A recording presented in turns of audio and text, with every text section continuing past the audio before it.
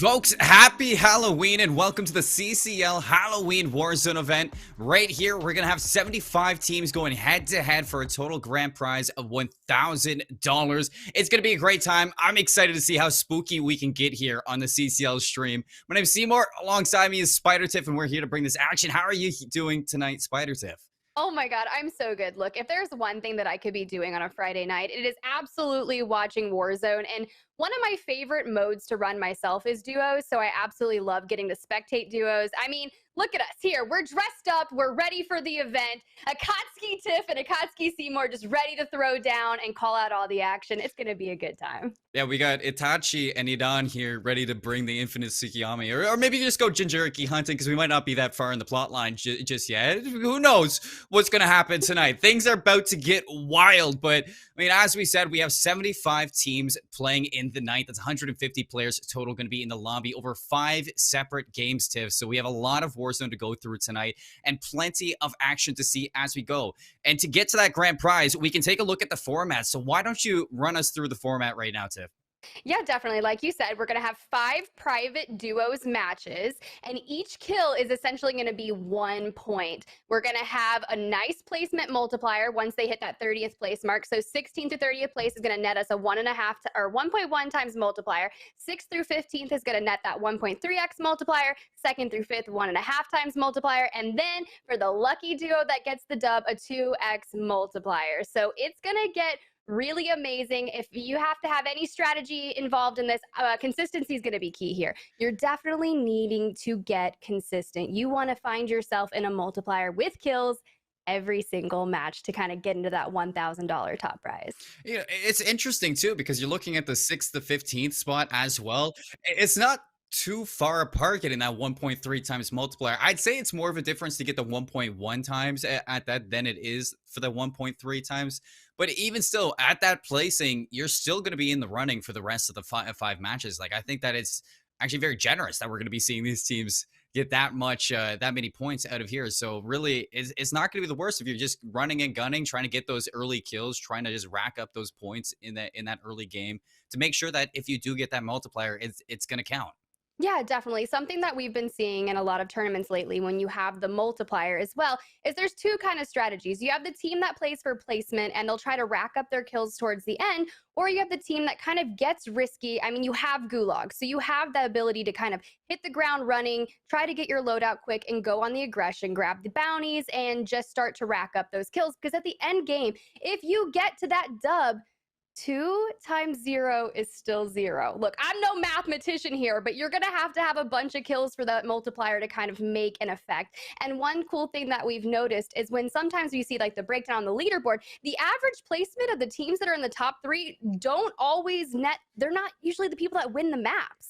So it's kind of like, what strategy are we going to see from these duos here? What are we going to work with? Are they going to be aggressive? I mean, what would you do, Seymour? You're dropping into Verdansk right now. Ooh. Are you going to go on the aggression, or are you going to try to go for that 2x multiplier? Oh, you know, I'm about to go for the aggression. There's no, you know what? I'd like to think I'm good at video games here, but I'm going to be honest is I'm just going to go for the run and gun, try to get what I can so that maybe if I get into that placement, I am going to have a little bit of a comfort zone. Because like you said, I mean, we don't have to do advanced algebra out here. Like, it's simple math. 2 times 0 is going to be 0. So you want to make sure that you can get whatever you can, Tiff. Exactly. But the one thing that you have to watch out for, since this is duos, if you're down a teammate, yes, 1v2ing can be a little easier than 1v3ing, but if you're down a teammate and you get, pushed by a full duo, you're out. Your team is wiped. There's nothing you can do if you guys are both out of gulag. So it's like you also have to have that in mind where duos, you're down. It's not necessarily trios where you maybe have a chance to potentially come back. But I mean, that's where we're going to see a lot of the issues here today. And if they can keep their team alive and healthy and consistent throughout the 5 matches. I agree with you, though. The aggression is where it is. I would totally go on the aggression. I'm very much known to wander off on my own and then realize I'm so far away from my team pushing a full-on team. And then I'm like, help. That's pretty much how it works. It's that, especially on Halloween, it's just that horror story right there. It's like you're on your own. Here comes the evil horror villain. I don't know, I haven't watched a horror movie in a long time, but here comes the villain, and you're just like, oh my god, I'm all alone. This is why you stay as a pack inside this. But staying on the topic, Tiff, of Halloween, and now we're dropping into Verdansk very shortly with 150 players. Mhm. What right now, in your opinion, is the scariest thing that we're going to be looking for? Well, luckily, rose skins are banned. They are on the ban list. But one thing that is not on the ban list is the ghost face operator.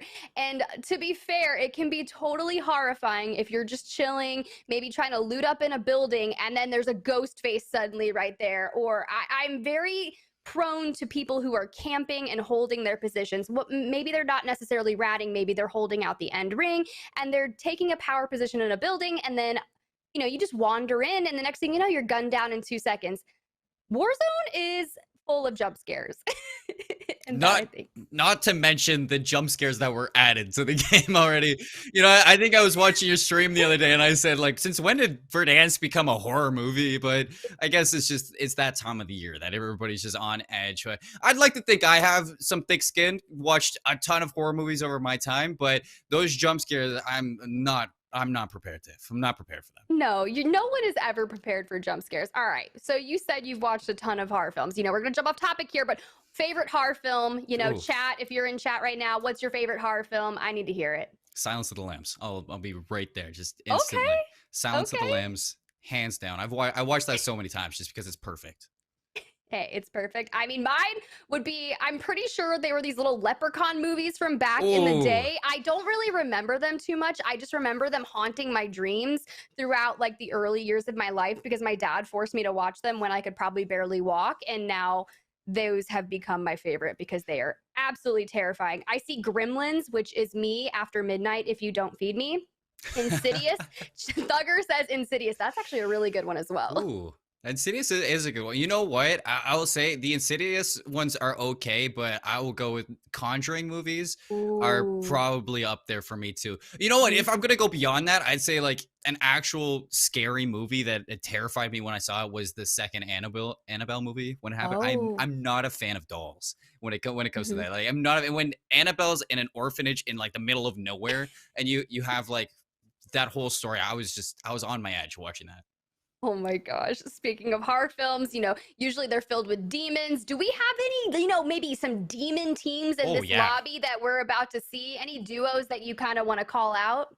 Well, this has been a long time coming, bringing Warzone to the CCL, Mhm. and we thought, why not give these players a chance? Because the players in the CCL, you got to watch out for them. They are absolutely crazy. And I'm going to start off right away with talking about you got Ottawa University and Northwood University on my sheet side by side. You got Fame on one team and Chris Radial on the other. So Chris Radial going over to Northwood this year. Now, previously on Ottawa Black, the runner up to the champions in their 2021 season going up against Fame, the champion from Ottawa Gold, or one of the champions from Ottawa Gold in that previous year. I think that is going to be those are going to be two teams that you really have to keep your eyes off because even you were saying, I mean, you have Thugger teamed with Chris Radio. I know that's a demonic duo. Yeah, for sure. We were talking about it earlier. I saw Thugger. I believe he played with Juju in the last Dance of Verdansk qualifier. So, I mean, I got to take a first look at them.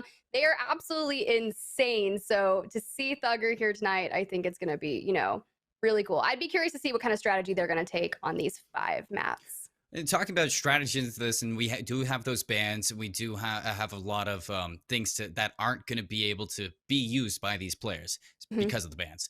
So moving into this, for a lot of people who might not be watching Warzone all the time, who are maybe very loyal to the CCL and to the competitive Call of Duty side of it, rather than the Warzone side of it, why don't you explain to them like things you might be ready to see, things like loadouts that you'd be looking at people running? What are we going to be keeping our eyes onto? Yeah, definitely. So the meta really hasn't changed recently. For the past couple of weeks, we've been seeing a lot of the same guns. And, looking at this list, we've got, no stun grenades, no third person spectator, no shotguns will be allowed after loadout drops, no rocket launchers, combat bows, dead silence, or stopping power. So those are some of like the premier bans that we're seeing, pretty industry standard. So with that being said, I think a lot of the loadouts we're going to be seeing are some snipers because I don't see any necessarily sniper bans.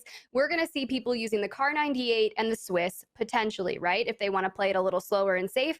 If they want to be more aggressive, we're going to see a lot of Cold War AKs, EM2s, especially the OTS 9 and Cold War MP5 for the SMGs because those are pretty unanimous. I haven't watched a player, in the pro scene play without using the EM2 OTS9. In fact, I've adapted that loadout. I've stolen it from Breadman. Thank you so much. Good luck in whatever tournament you're playing. I have stolen your loadouts. I mean, that's what we do. I mean, it's innovation. You have to stay Yeah. ahead of the curve right there. But I like that you're talking about snipers too in this, because when I was casting a previous eFuse community tournament, I was watching Frozone with that sniper. Is just Oh my gosh, yes. insane. I'm going to be keeping my eye out for that. I think I'm very intrigued as a very veteran Call of Duty player. I really enjoy the sniper montages that we used to get. Mhm. The Phase Clan ones, the old Optic ones, like every sort of which. So I think I'm going to be watching for that to see exactly who is going to be styling with that as well. But I mean, before we get into this, and since we're close to these players getting into this lobby and getting ready to drop, where do you want to see them kind of, or where's the hot zones on the map going to be? So it depends on what the circle is going to look like. Sometimes when you do these custom lobbies, we end up with a lot of really chalked end game circles where they're kind of going to be borderline off the map or very, very open fields. I don't want to see a prison ending, and I don't necessarily want to see a summit ending. But if it happens, I'm ready to see the strategies and the rotations that these teams are going to come up with. If you want to drop and get, your loadout really quickly, because you're going to have 75 teams dropping on the map. So it's going to be absolutely chaotic, probably everywhere. You're going to see a lot of people try to go train station, hospital, typically out by kind of airport or that like hangars area. You'll see a lot of people go there. And then I expect a lot of people to go military base as well, because the goal is get the money, get your loadout, and go on the offensive. Especially because, I mean, you don't want to be the first to drop since that multiplier is in effect. You want to either stay on the offensive, make sure you're not going to be the first ones being hunted, or hide away and make sure that you're going to make it into the multipliers before you start taking those kills. There's so many things to just keep in mind for this whole thing. Because you're saying, I mean, yeah, 75 whole teams are going to be dropping into this lobby. It's not just 75 teams, it's 75 college players. Like, these guys, I hope they studied. I hope they studied up on what they're getting themselves into, because there's a lot to be watching out here. I mean, you have into the college year. Well, it's very recent college year as well. So a lot of these are going to be maybe freshmen. Who knows what we're going to be seeing out of this. And I'm sure that there's a lot to prove going into the CCL season for 2022 inside Vanguard. There's a lot to prove right now. This is a good chance to show what you're made of for a lot of these schools on the CCL stream, especially since it's not so limited to the amount of teams that we've been able to have. There's a whole 75 teams, and who knows, a lot of first timers in the CCL TIFF. Yeah, definitely. And I mean, honestly, with Warzone being on Verdansk right now, we have maybe, I think, a month left on this map before the new Pacific or the Island of Caldera map drops, right? It Ooh. absolutely looks beautiful and gorgeous. So this is an opportunity for these teams to kind of throw down in a tournament on Verdansk, because who knows, it could be their last one. And I hope they have a lot of fun. And if I'm not mistaken, I think we're about to get ready to see some action on map one. Oh, I think that even though I want to talk about the new map that's coming to Warzone, I do think it's time to take a look at these players. So why don't we hop on over, Tiff, take a look at this pregame lobby and see some of the warm ups that's going to be going on. But I mean, there's so much to talk about inside that later round, but this is what we're going to be watching right now. We are going to be hopping on with the Saints player. I'm pretty sure this is Brandon, who we're on right off the bat. No! My gun has Ooh, look at that. He's got the Cold War AK, so he's prepping right there. He knows what he's doing. He knows that, the Cold War AK is absolutely phenomenal in Warzone. And honestly, he's got the camo, so obviously he grinded it out in Cold War, which I expect nothing less. I love seeing all the camos, especially, the Dark Matter, Dark Ether, where they put the zombies camos into that. That's one thing I want to do when Vanguard comes out. I have never actually grinded camos, and I told my community that I was going to do it, and will I regret it? I don't know, maybe later, but maybe some of these guys can help me, go on the camo grind. I would love to get on the camo grind as well. I haven't grinded Call of Duty camo since Black Ops 3 to get Dark Matter, so it's been a minute as well. But since we're looking at the Saints, there's a little bit of interesting topics right here. I mean, for all those that didn't know, St. Clair Saints previously in the CCL last year as well, placing top 24 in the playoffs. In top 6 in the CCL Summer Open, it was powered by eFuse previously this summer. So I think Priestley and Brandon, they have a lot of synergy. They've been playing for a while, and now with their new team, with a teammate Gorilla coming into this year, I'm sure they have a lot to prove. So we're going to drop right in. It looks like they're heading to Airport or just on the outskirts of Airport. Yeah, actually, this is really smart because if we saw the zone that they were looking at, it is pulling towards Summit, which is exactly what I didn't want to see, but this is smart because what they did is they landed on the houses across from Airport. So if it does keep pulling north, they won't have to make a late game push out into the open. So, you know, you can find a lot of money in these houses. Unfortunately, it looks like someone else also challenged them here and landed in the houses next to them. So they're going to need to find some hopefully good ground loot guns to kind of make that early chow, which we do see. He's got the Cold War MP5 and he is going straight in. Oh, it's Wabbit season out here. He's going right in and about. Not able to get the crack rate yet, but Priestley on their terms. There's the first down right off the bat, and it looks like they're also going to clean up the duo. So Priestley hasn't gone down just yet. They're going to send right to the gulag.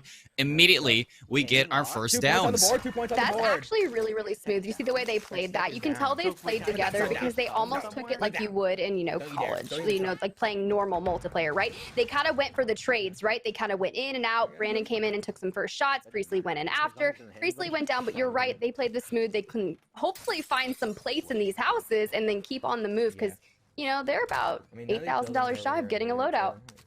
That's why I wanted to land here. Like, I think that's what we're really looking at right there too. The loadouts, I mean, very unique to Battle Royale immediately, and the fact that we're already this close into getting those loadouts for a few of these teams, it's really going to be looking at trying to rack up those kills like we were talking about early on into the game to make sure that you have eliminations for that multiplier tiff. But yeah, we can see Kerchi here inside the gulag, getting close with that flank. I think that was Sant that got him there. It definitely was. I love hearing the losing comes. Like, who am I losing to? Like, come on. It's like, dude, that is my mood every day when I go to the gulag. And I'm like, am I seriously playing like a CDL pro right now? Come on, just let me have it. You have to be thinking too that like the CCL season, it's coming up soon, and a lot of these gulag winners, I'm sure it's going to be lurking in the back of their minds of getting a little bit of revenge when they go head to head in the season of Vanguard. Oh, definitely. I'm so ready for Vanguard. We're on board with Red Chase right now in the gulag. He is unfortunately he threw so bad. Down by Trinity Hades. That's so unfortunate. Bro, that shotgun in the gulag should just be banned. I've seen people get like I guess you got 3 try to hit get markers where, you know, they'll get one shot. It's just unfortunate. At that point, you just never know if you're going to come out alive after that. It's tough to hit those shots sometimes, especially in a 1v1 situation. The pressure's on. You're really backed up against the wall. So, I mean, I can see how frustrating that's going to be. But yeah, I mean, Red Chase being out, that's a big hit to click. Red Chase previously coming from the Concord University roster last year. Now on Tennessee and Chattanooga. Not starting off very well in this game one. However, Exile from Florida State University. What a way to finish his gulag. Very stylish, very aggressive. Hey, I like that style. We love the aggression, but you'll see a lot of these teams as the gulag kind of puts them back in. It's spawning them over, you know, north of Military and Summit. Are you gonna be far from it or what? I'm gonna land on it. It should pull like over here or over here. A lot of people and become a very heavy populated map. There's people at fire at the orange thing where I marked. 119 people left in the lobby. You know, this is smart right here. Grab the scav. Oh, someone's been here. On the regain, you pick up. Oh gosh, the Howard. You know, better than nothing. It is. It could be. You might think, and you were talking about how wherever the circle is pulling towards, more so Summit side. Yeah. Coming out of this gulag, you know, it might be earlier into the game, but this is a good opportunity now to be covering some field and maybe closing that distance towards where you're expecting that final circle to. I don't see anything. Yeah, honestly, I think the final circle is going to pull Summit. But I'd be really surprised because I've also seen them pull straight to the hills where half of it... Ooh, look at this. We got Cap through in the gulag. This is such a cheeky spot. I absolutely love this, and I do this too. I thought they patched it, but unfortunately they didn't. So it's very cool to get a good, you know, full, like a bird's eye view on it. But unfortunately... This may not pan out. This is getting really sketchy. This looks like me playing. Oh, you got to get that reload, and the composure shows from Cap Drew. Gets the reload, sticking it close to the wall, and then able to recover enough to find that kill. But Kerchi, again, oh no, it's his teammate Justin this time in the gulag.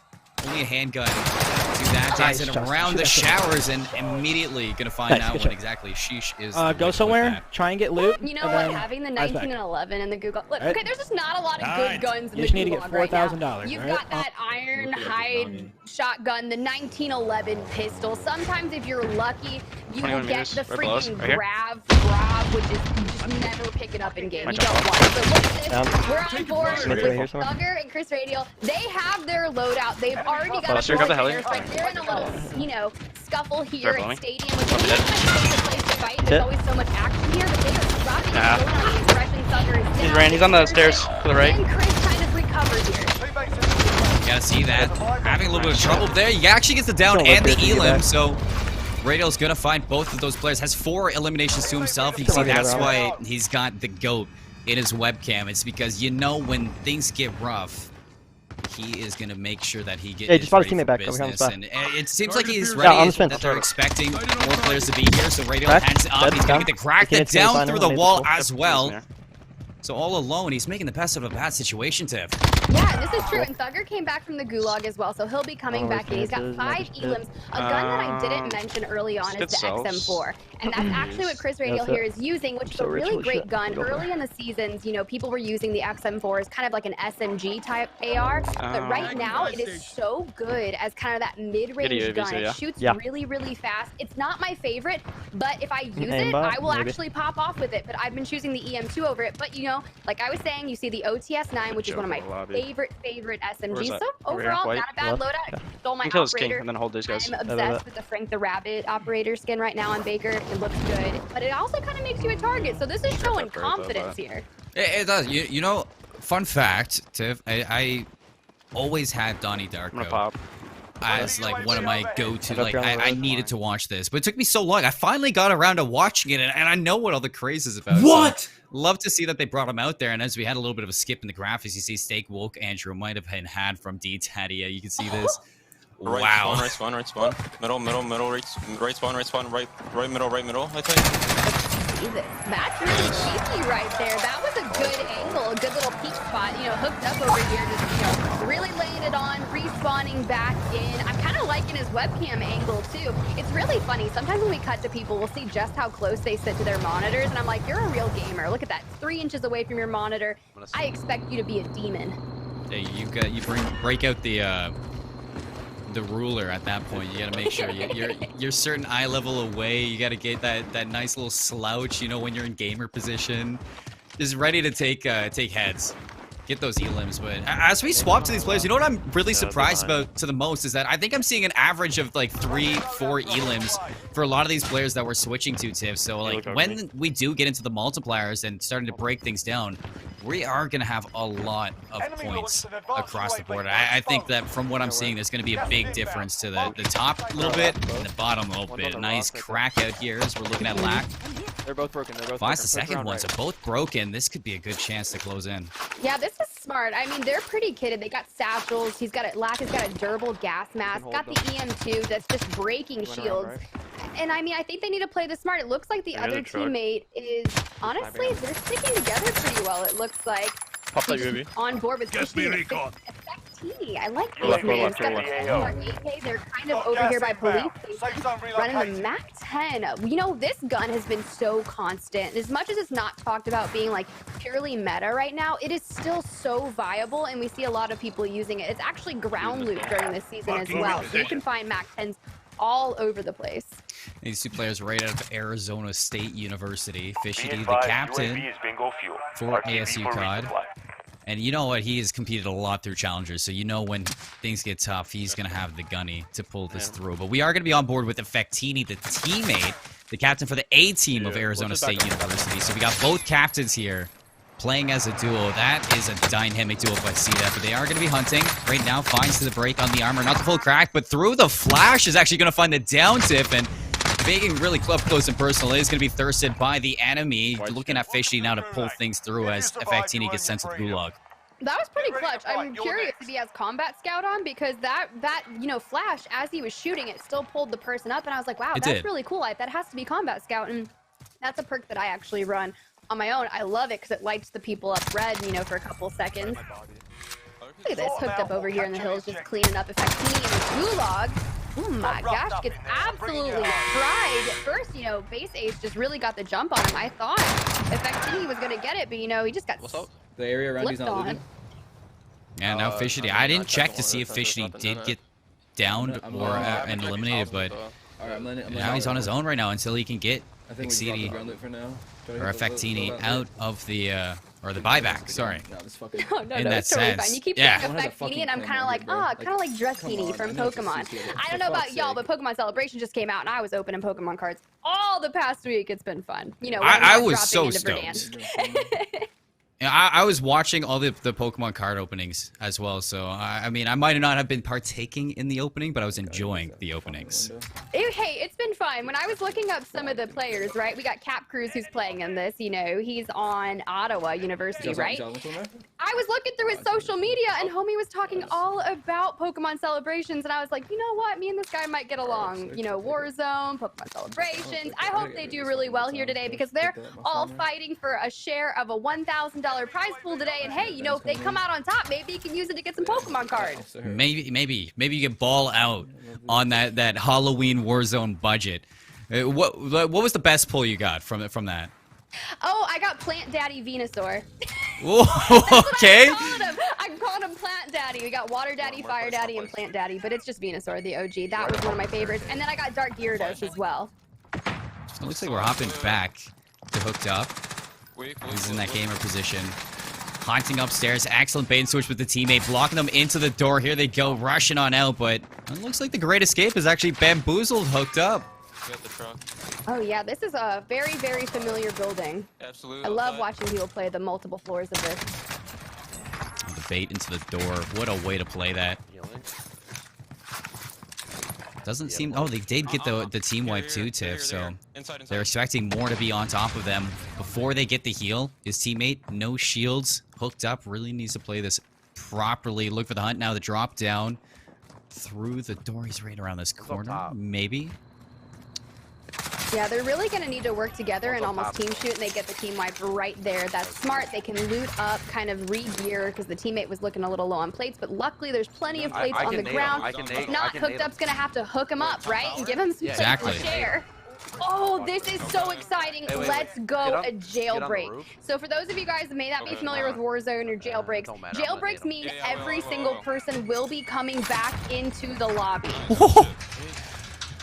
There's an ammo Bring it back to Jordan's POV. I think Hooked Up needs to put that as his webcam is set. I know he's got the GOAT setup right now, and he's got the proper eye level that you're enjoying, Tiff, but he needs to switch his webcam to the GOAT. Hey, you know what? I'm here for it. We're about to see everyone start flying back in. It is going to be like open season. Look at that lobby filling back up. We've got 143 players total. So you know what? If you're already up and alive and you're sitting with 5 kills, similar to Hooked Up here, let's double it. Let's make it 10. Why not, right? Especially because these players aren't dropping with anything at the moment, so you have to be careful on this. This could be open season to the players who are thriving right now in Verdansk, so you got to be careful about this drop, especially because you got 141 players closing in on the end circle. So as Chris Radial's back into it, he is going to find an elimination, chalk himself up to 6. Just more for the taking, as this is about to be a crazy summit. Honestly, Chris Radial, look, if someone dropped on me like that from a jailbreak and just destroyed me with the, the default 1911 pistol, I would just, alt F4 right there. But you know what? I wouldn't, because we're sitting here fighting for a share of the $1,000 prize pool here at the College COD League Warzone Halloween Open. And it's getting crazy already just on map 1. Oh, look at that. Oh, I got another one on me. You got to be careful. There are a ton of players right here as they dance around it, looking for the beatdown, but no, he is going to catch the right hands from the opponent, as that was a hot zone for a lot of those jailbreakees. We've gone from 140 now back to 100, basically. This is players falling fast, and you can see that these is like a free eliminations for some of these players who already have the rifles, Tiff. Exactly. And Stay Woke Andrew over here just, rezzing the teammate. What a good person. There's probably a bunch of people still left over from this fight because it looks like they kind of all were flying in around the same area. Peak is already signaling for danger, so he spots the team. Unfortunate, but at least, Andrew here has, the ground loot Cold War MP5. He needs to reload. It's making me very uncomfortable, but it's fine. He doesn't even need to reload, but maybe he should have right there because that's unfortunate. Peak, come on. You can do this, get that trade going on. Oh, it seems like he is going to go down, though. So leaving his teammate in a 1v1. But we're going to hop back to Red Chase from Chattanooga. No plates, the 1911. Oh, no, the Diamatti. And no teammate. So you need to look for the redeploy to bring him back at this point. Yeah, this is not ideal for him right here. He's got the Diamatti. He's Oh! Gets annihilated by, is that Karaka? Look at that, the Car 98 coming in. Such a clean snipe. That's unfortunate. That's really unfortunate. Yeah, Karaka from Ferris State University, right new to the CCL, already making waves to look like taking down a player like Red Chase. You have to be thinking that that is going to be on the radar. But we're back on with Chris, Radial, and Thugger. Thugger's going to find one off screen, a full elimination. So they are racking up the points right now. They're not even slowing down. Look, they're already on the hunt for more. You can see Radial looking for the snipe, expecting the peak to come through. Oh, whoa! Died to an RPG. That was really interesting. I'm not really sure if that guy just RPG'd him or not. If I'm not mistaken, I'm pretty sure that is a banned weapon. Those are bans! Very, very unfortunate. It's okay. Thugger coming back in and getting the kill right there. He almost, oh, there we go. He just picked up enough money to go ahead and res his teammate. He's going to look for the buy station. Luckily, it's over in this little training ground area. They'll do a quick regain. No problem right there. Thugger sitting with 9 elims with 50 people left in the lobby. All right, between me and you, Seymour, how many elims do we think that this team, sitting at currently 16, will get? Any regainer can help. I mean, look, there's 48 players still, Tim. And you have to think that this is a small circle, so these 47 players, now that Thugger's going to find double digits. Gradial dropping right in with the 1911. They're just chucking. You know, let's put it in the 25s. Let's put it up there. 25s? All right, you know, because if they take the dub, that's a 50-point game. And at that point, with 150 people in the lobbies, we could most definitely see a 50-point match. And I think if these teams if someone throws a 50-point match, that could carry them maybe for 1 or 2, you know, maps into it if they have like a chalked map, maybe a throwaway. But we're keeping all 5 maps. So you must be consistent. If you have a bad game, regain on that next map. But don't worry, still 27 teams left in this map. It looks like we are in that 1.1 times multiplier. So all of these teams' elims will be multiplied by 1.1. The next multiplier won't go into effect until they hit 15th place. Yes, I'm glad you brought that up because this is something to look forward to now. You're in a little bit more of a comfortable position if you do drop out of the map right now, but still, I wouldn't say is like where you want your eyes to be. I think the more preferred placing if you are going to fall, if you're going to fall early, would be in the 6th to 15th place, but obviously you're aiming for the big leagues here for that 2nd to 5th or 1st for the 1.5 or the 2 times. But a lot of these players now, you can see that as we hide from POV or hop from POV to POV, Tiff, they are hiding. They are making sure that they can make it through this because from that jailbreak, it created a lot of pandemonium and it really put teams into a tough situation. So this is really where you need to make sure that you can secure that positioning. Exactly, and I think that's what's going to be really viable here. It's like, are you going to pick up a recon and maybe try and get a feel for where the circle is going to move to? Are you going to grab a bounty? Because, you know, bounties you can't necessarily grab towards the end, but this is what I'm talking about. Chris Radial just jumps through the window and immediately gets lasered in the back. He has a self-res, but the other team gets the full thirst. Aggie gets the full thirst. Here's what I'm talking about. Teammates just posted up in houses just waiting for you to enter. That's what's horrifying about Warzone. Yeah, that's crazy because we were just on board with Aggie, and he's been there for a minute just making sure that he can stay in this. But taking down Radial, somebody who we had our eyes on to get a high kill game and who was having a high kill game already. Thugger on 12 kills, Tiff, since we've hopped off. 12 is absolutely massive. It looks like he just picked up 13 right there. That's, you know, if you get a dub just alone from Thugger, that's 26 points. That's an absolutely massive game. And I think it would be a really good starting point for them now that we're at, you know, 19 teams. We're inching towards that 1.3x multiplier. And, you know, Thugger isn't stopping at all. Gets the down on Wilkish. He's just kind of working his way through these buildings, looking for vantage points and just keeping his eyes out because they're on the edge of the ring. So these teams are going to start moving in, right? They're going to want to hold the edge of circle. He's got 29 seconds left before that ring starts, you know, finishes moving there. But Interesting. He's trying to get that full. Some of these houses you can actually shoot through the walls on. So what I've seen a lot of people do is they'll throw grenades into the windows, and if they're using Combat Scout, it'll highlight them, and then from there on, you can shoot through the walls. And wouldn't that be interesting? But with the gas mask on, he is going to be hunting from behind into these players. Oh, on the fence! This is going to be crazy. Thugger out of the play unless he can get the self-revive. No, they're going to get the full down. That's Wilkish to finish them off. So, I mean, a big game from Chris Riddle and Thugger. You're asking about demons and who are going to be the demons.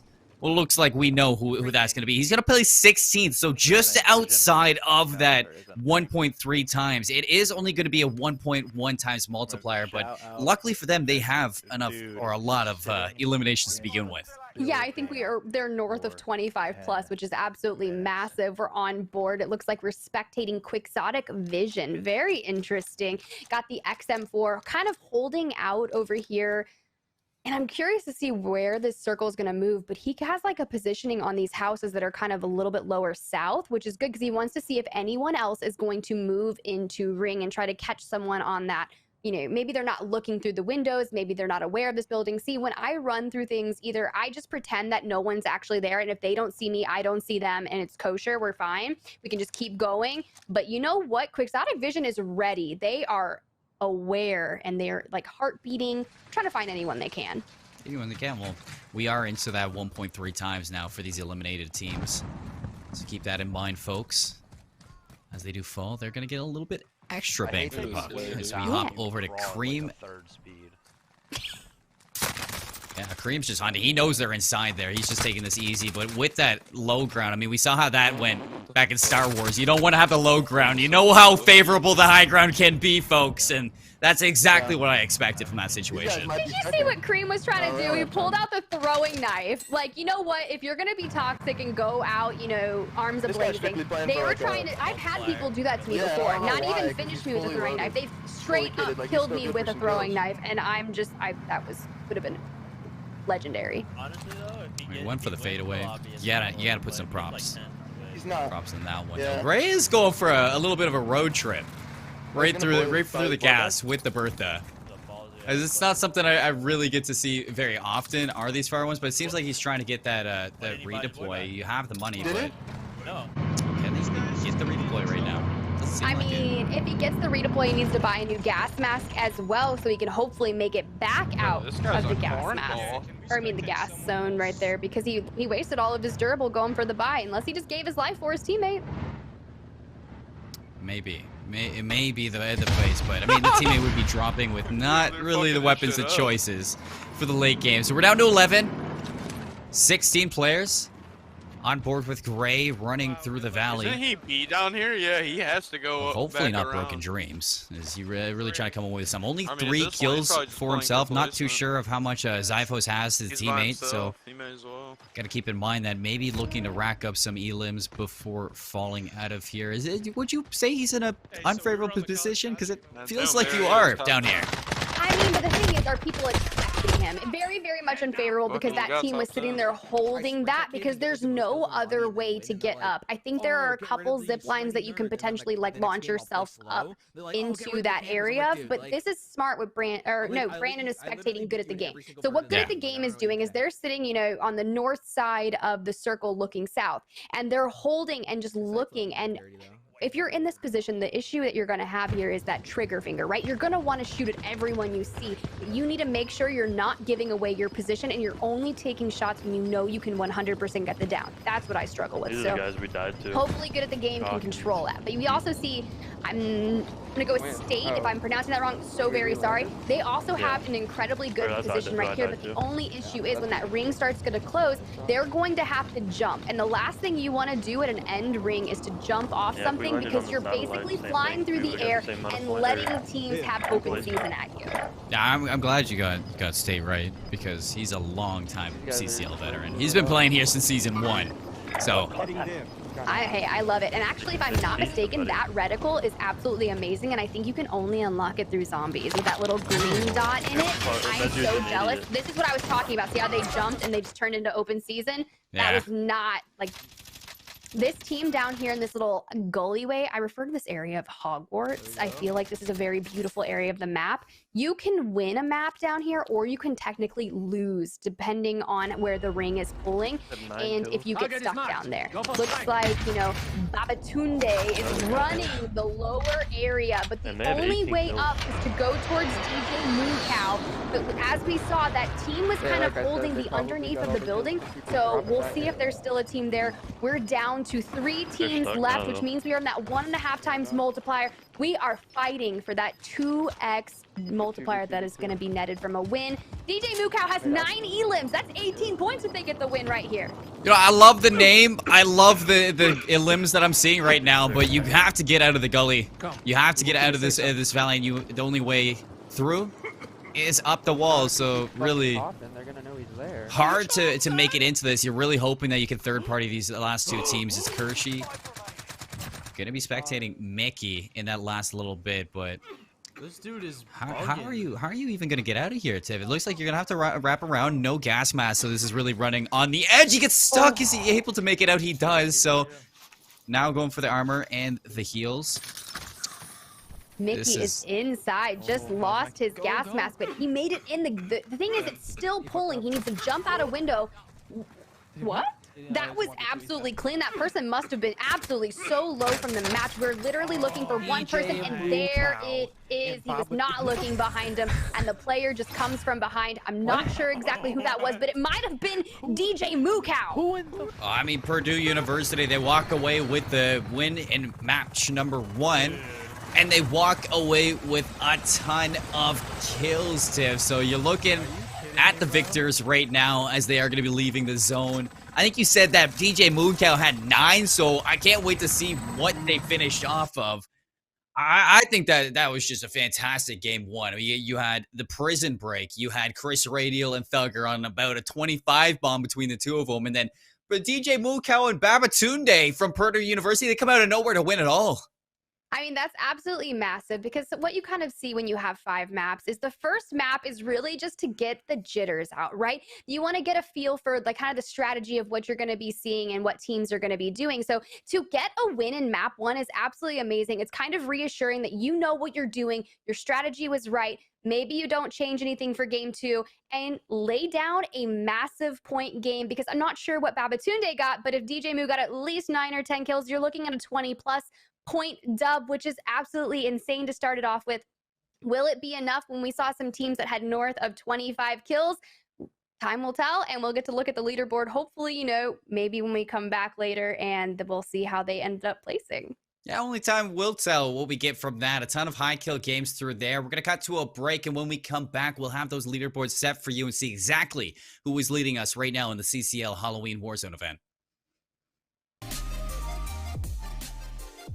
Welcome back, everybody, to the CCL Halloween event. We got Warzone on the table and already a match out of the way. If you're just tuning in now, my name is Seymour. Alongside me, the lovely Spider Tiff herself, and we've been bringing you through this action. Tiff, what did you think of match number 1? Match number 1 was absolutely amazing. It was kind of exactly what I thought was going to happen. We were going to see some teams absolutely frying out, getting north of 20 kills. And it was so cool to see Purdue University's DJ Mooncow and Babatunde taking that lead for map 1. That was absolutely massive. I haven't seen a total kill count yet, but I'm thinking it's north of 20 points, which is absolutely the greatest way to kick off map 1. We saw a lot of the guns that I was thinking of seeing, and we saw some cool strategies of people holding the edge of rings. I mean, Seymour, what did you think? Was there something that kind of stood out to you during that map? We even saw a banned rocket launcher at one point, so things are wild, folks. That's how things are going here, if you're wondering what's on the table. But I think the biggest thing to highlight is that I was actually incorrect in saying Purdue were the winners of that one. It was actually Mickey and Peak who took the win of that one from the University of Texas at Austin. So right now, they're sitting in first place with 27 points.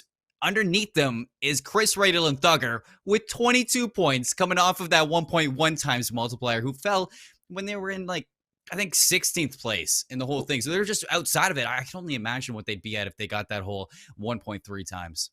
I mean, hey, that would have been a major game changer. And apologize for missing who actually won that because let's be real, I just like saying DJ Mukau at this I point. did But too. congrats to our winners for taking map 1. I guess DJ Mukau, you guys are kind of on the right path. You were getting up there and you made it up there close, So regain for map 2, maybe come back and get a dub so I can sit here and get hyped for y'all. But regardless, I just, I love watching Warzone. I didn't want to see a summit ending. It had already happened. So if I'm calling out my bingo board, I guess we're going to see a prison ending as well, and maybe a couple open fields. But you know what was really fun that I got to see? Since, snipers are usually banned in a lot of tournaments, it was so fun getting to see the Car 98 to play because we saw a lot of people picking that up and we saw people getting their snipes on. I like to snipe, so seeing it is a good time. No, I like to snipe too. So when I saw Chris Radial, wait, no, it was Chris. No, it was Red Chase. I'm pretty sure running across the board, he just absolutely got bodied with that sniper out of nowhere. It was a shakeup, really. It was fun to see. So really looking through that. But if we're gonna highlight the players who are in the leaderboard right now, if I can take a look at it, it is gonna be like I said, Mickey Peak in the first, Chris Radial Thugger in second, and State and Chalk in third place. So that's going to be our top 3 right now. And I'm only going to break down the top 3 because that is the prizing at the moment. But I mean, aside from all that we saw in map number 1, looking into map number 2, is there any changes you would like to kind of see from these teams? I mean, not necessarily. The thing is, they're all doing the right things. You want to make sure you're dropping into an area where maybe you're contesting at max 1 team, right? Because you want to drop in, grab some decent ground loot, and start acquiring that cash. But if you ego chow a team right off the rip, go ahead and do that. Get some kills on the boards because obviously that's what pays off. We saw Thugger's team, they netted over 25 kills. While even though they didn't necessarily make it to a 2x or that 1.5 multiplier, they already had enough kills to put them into second place. And that's what we see a lot of, right? It's not necessarily your placement, it's how many kills you can get. And with 150 people in the lobby, I want to see someone drop a 30 bomb. Look, I can't do it myself in pubs, but I think that we might see it here. I can't do it, but I would love to see you guys do it. Well, I cast over you guys doing it. Hey, there's a reason why I am up here. There is a specific reason why I love watching and casting over Warzone, because just because I know the strategies doesn't mean I can necessarily enact them myself. No, I feel that. It's not like I'm not saying I could do that. It's something I would like to see too, because like I said, it's not something we always get to do here, or get to see as casters. So bring it out, guys. Bring out the big guns. That's what I want. I want to see more score streaks. That's something I would love to see out there. I think at one point we did see the cluster strike, but it didn't really amount to a whole lot. I think Thugger and Radial were able to avert that as well. But I think you're totally correct in talking about the eliminations and how important they are rather than the placings, because I mean, the information right here shows us that you don't need a big placing to get into the second place, because placings aren't going to be what get you those points. The elims are what gets you the points. The placings just make it a little bit better. So I think if I'm going to really highlight anything going into this match number 2, I would like these teams to start valuing their eliminations a lot more and start trying to force their gunfights, because hiding away, it's not going to win you these games. Exactly. Because like we said, even if you come into the top 3, 0 times the multiplier is still 0. And I love what you brought up, Seymour. You're talking about the score streaks, right? The precision airstrikes, the clusters. Let's talk about those. So some of the best ways to utilize those in Warzone are for rotation purposes, and if you're going to get a down. So if you're sniping or you get a down from far away, throwing a cluster or a precision airstrike on the down to thirst your kill is a great way to utilize those.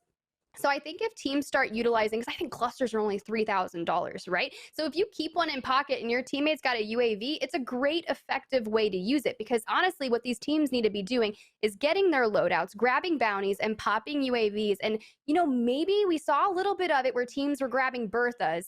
Maybe we see some teams drop in, grab a helicopter, and go straight on the offensive. Now, I can't operate helicopters. I'm not a licensed heli driver. I crash them way too often, but I have faith in these college students here that they can drive and operate that a lot better than I can. Did you fail the pilot's exam too? I found it was tough.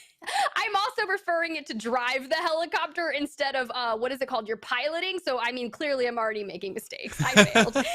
Well, I mean, that's a very fair point to kind of look at that right away. But I think you're onto something with the helicopters. I mean, I was only looking at the Berthas that last game, but we didn't get to see any helicopter action whatsoever. Exactly. Like, where are the choppers at? Like, come on. That was a summit. That's a perfect opportunity to use a chopper as well, a summit final circle, because of how open that can be, how open the valley is, and how much that helicopter can really maneuver around that gully that we were seeing DJ Mookow really Bafunda get caught in. I just wanted to bring it up again so I could say it, but I still Yeah. think it's a really good idea to use those choppers a little bit more effective to find those late game circles and kind of rotate around them in the air and have the better advantage.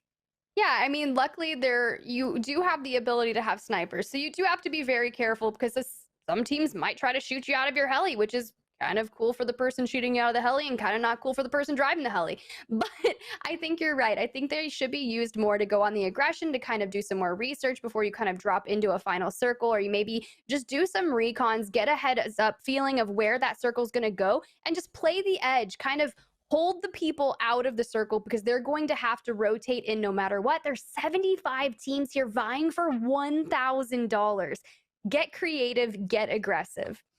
Well, I was taking a look at my bingo card here, and I already got to see a banned item get used inside the Warzone event. You got to see the final circle around Summit, even though you didn't want to, and I know you're looking at that prison final circle to stay away from as well. What's next in your mind? What's your bingo sheet looking for right now? All right, so speaking of helis, I want to see a helicopter throw. Look, Oh. I love them. I love it. I love it. Just, I want someone to get up in the air, see some people. Maybe they're camping on top of airport and trying to get that power position, right? Well, maybe someone flies up with a helicopter and just chucks it. I'd be all right with that. How about you, Seymour?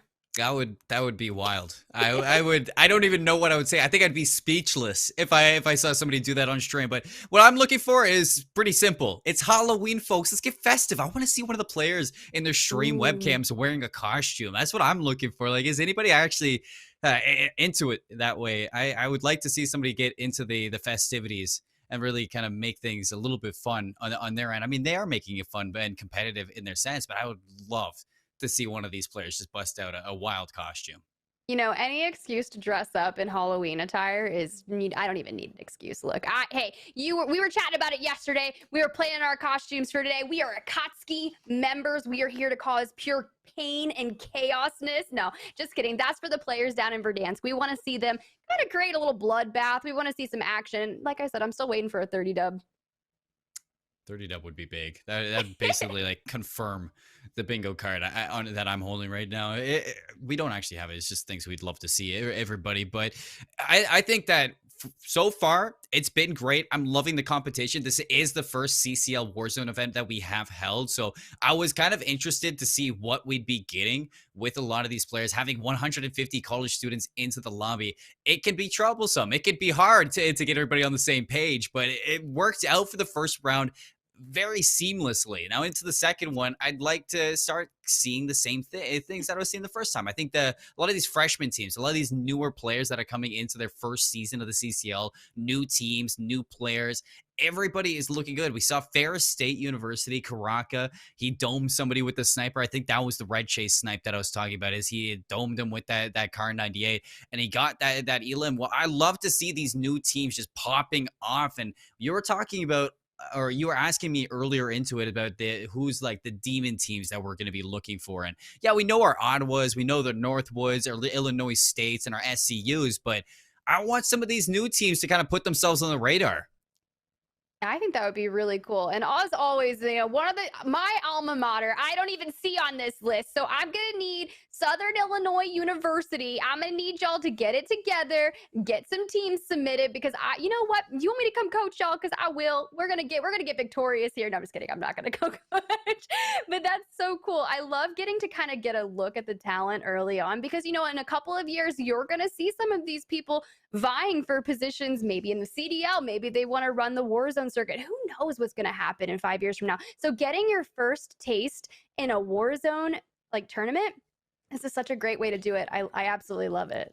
And it's not even getting to play in the CCL mostly. I think this was open to anybody that went to the university as well, a duo together in the university. So you don't even maybe have to look to play in the CCL season. Some of these might be just the CCL teams getting to players at the university who want to play Warzone, who are maybe those Warzone specialists and maybe want to give it a shot in that. And I like that that's what we're bringing here on the CCL, a little bit more diversity to the gameplay. And that, I think, having Warzone open up that avenue of competition has really sparked a new interest here in competitive play.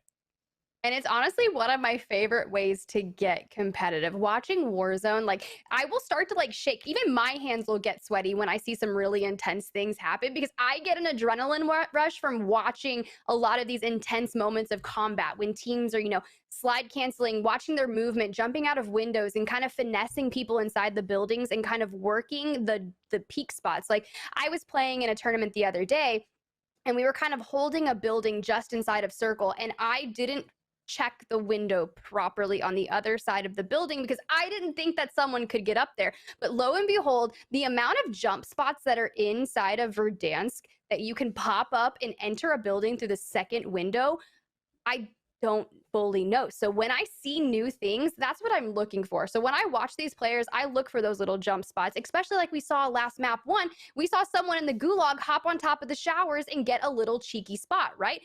That right there can set you up for victory. And I love watching it. Especially because you're in the gulag. It's do or die. You got to get flashy and creative. So that's something definitely to be looking for. But it does look like we're ready to get into our second map of the day, or match of the day. Game 2 of 5. And as these players are going to be warming up, we get to talk about a little bit of extra now. We saw the summit.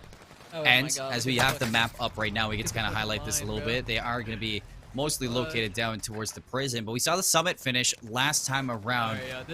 I definitely am with you on this. Not a big fan of the summit finishes in that map. I think there's a lot of verticality in that really denies high action and high aggressive like final circles. So I would definitely like to see something a little bit more flat, a little bit more just kind of run and gun esque towards the end of this one. I'm really going to be looking to this, and it does look like the circle already just it's going to mask the whole center.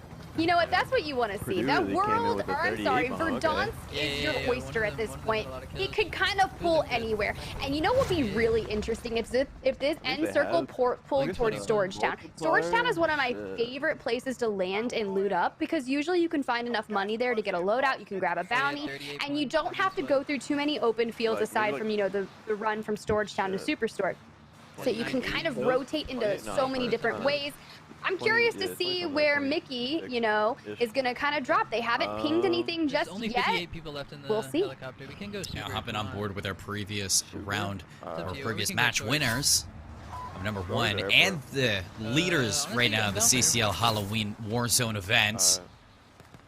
Oh, look at them. They're looking around, seeing who's in the air. You know what? Add it to the bingo card, someone getting shot out of the sky while we're spectating. I was thinking the same thing. Mickey was giving me that vibe. Like, he was like, I'm sizing this person up, but it looks like, they're making a late drop to Superstore. Unless they keep going and go to hangars or airport. See, they're rearing off. They're going to... Wait, where are we going, Mickey? Where are we going? You're gonna ping dealer? Okay, that's not a bad place to go. You can find a lot of cash here. Yeah, what's on the mind already? RPD, it looks like, to pick that up. Shot's not going to land from that roof, but they have an idea of where their opponents are going to be contesting them from. The high ground is going to be really good in the situation. You do have a lot of openings, and they have to cut that distance if they want. However, they are taking some heat from the opposite window. It has to duck on down now. If you're going to be Mickey, you have to play this a lot more safe. You can't just kind of rain terror over on those initial contestants. You got to take a different avenue. Yeah, and if you want to rain tear, go ahead, rain tear down on them. You have that gulag as kind of your comfort, right? But to waste the gulag so early on, I don't highly recommend that, but you picked up the MG82, you've got an RPD, you've got 2 really heavy LMG style guns right now. The MG82 is so fast, but I mean, you got to pull down the recoil a little bit, but it's one of my favorite guns. And actually, we may see people running that as a loadout here, because it holds 100 rounds just on the standard mag. I think it's something that not a lot of people will Walk to this be other door. Do you want to hit this out? familiar with, Tiff, in battle royales, but third partying is a big thing. You have to be careful from that. You saw Mickey, the way he was taking that gunfight. It was hard because then you have a building to your left that you have to be paying attention to, and he was taking shots from that. So that is that third party feeling that you're going to be watching out for, and that's something you have to keep in mind, that these players have to keep a sixth sense in their mind to see that. We did hop over to a different player, and we did get to see them get a nice down. I didn't catch who that was at the time, but we can already see that this is we can see that this is definitely a hot start to match 2. Let's go. Player is going through. He's got the advanced UAV popped. He's kind of looking up towards this building, so he knows there's a team in front of him on board with combat from St. Edward's University. He's got the stoner in the gulag, which is really unfortunate. Takes some shots, but it's okay. Actually, just kidding. The other player just slides his way into it, and unfortunately, that player will fall, leaving the other to go back to Verdansk and meet up with their teammate. Let's go on board with Reality. We have the players spectating Reality. Not a bad place to land if you're going to regain. I don't think. Red Chase in the gulag already. Here got the Cold War MP5. Take some angles and easy. I have never seen a more clean gulag. So, sir, if you would like to go ahead and give me some notes, we can see from his last 100 games, he has a 70% win rate in the gulag. That's good rate. That is a solid rate right there. We keep going with the gulag, Tiff. It keeps going and going. We have the Diamante. Right here, it's Exile. Looking to contest this. Around the corner. Oh, I finished him. The guy that killed me, I finished him. Great Yes, shot sir, let's onto go. that I'm one. so sorry, Tried to jump I'm from so side sorry, to kid. side, but couldn't I'm couldn't escape Exile in that. Got the initial shots, and now he's going to be exiting. Gotta have to meet I up would with throw their it, teammate. We're maybe on on board the with roof or State something. from Mississippi State just throw it, like, way out University. in Got front. that ground loot Mac 10. Not bad. You know, sometimes it's like you might not need the loadout, which the loadout comes for free at the end Are of, you grabbing Ghost? Circle 1. I think I don't they think I bought am, this 'cause I one, don't which is really fine, have because then they can get Ghost you really soon, or they can run Tempered, whichever they prefer. Looks like they just grabbed an EM2 and Mac 10. They might have grabbed Ghost off the rip, which is what we see a lot of players do in custom style format, because, you know, they didn't have overkill on for the 2 guns, and picks up the ground loot Mac 10. Not bad, State. Not bad. I like you. Not bad at all. This is actually, like I said, this is the third place team as well. State only 1 kill in the early game. Still 114 players inside the map, so plenty of eliminations to be found in the rest of it, as they are right now going to be kind of traversing through the map elegantly, uncontested as well, Tiff. It doesn't seem like they're really worried about anybody at all. This is just pickings. Oh, you see him flying? Yeah, that's pretty much what they're doing, but kind of if they want to move from third up, as you can see, a team just bought back right here. They've got the buy kind of marked, so maybe they should work their way over and kind of see, because that's the thing. It's like kind of like a warning sign, right? When you throw that up, it's like every team is going to start pushing. They're going to be like, oh my God, free buyback, right? That means the team already has 1 person on the ground and 1 person coming back. Looks like, is this Prof here that is going to be taking a red door? Pick the right one, sir. It's the one without the lightning. Let's see where you end up. Pick a door, any door. You're gonna get the guns at the end of it. Does it look like they're getting something? Yeah, looks like you picked the right door, Prof. Good for you. The really cool thing about these red doors is it's a great way to get a bunch of loot. You're almost guaranteed an advanced UAV, but that's really interesting. He picked up the cane. Is he gonna cane someone down in this map? I mean, if he does, that's on the bingo book now too. Calby and Rafe. Wait, Rafe. I was reading about Rafe, if I'm not mistaken. Rafe actually was a 100 Thieves intern finalist, which means homie met with Nade Shot today. So hopefully that went well, and you know, maybe they can bring on some of that luck here today. Yeah, let's see it. Can we cross your fingers for Rave? That's a big opportunity right there. Especially get to talk to somebody like Nade Shot. I'm sure that's fueling you right now. You're headed back into Call of Duty. You're ready for some competition. Let's see if that luck does pay out, Tiff. But they are, again, very aware that these buildings are occupied and not in the best position. They're going to probably have to rotate and take this fight on the front line if they want to. So they are going to hop right across this building and try to find something on that other end, though. We are in with Mickey against Paxton in a 1v1 in the Gulag. This is your first place team as well. Eats that flash right away and taking the gunfight right in the spawn, baiting them into the comfortable situation. Hey, they're showing exactly why they won map 1, redeploying back in. You know, now they're just going to have to kind of reset up. There's 57 teams left in the lobby, 94 people. We're on board, looks like, with Exile. They're here at Fire Station. They put a cluster on their own building. I wonder if they're using it for defense or if someone's kind of on their roof. There's plenty of loot down here. You can get satchels galore. Teams are on top of apartments. Oh my gosh. Come on, you don't lose Getting shots. lasered. He didn't really take much damage there while he was dealing a lot.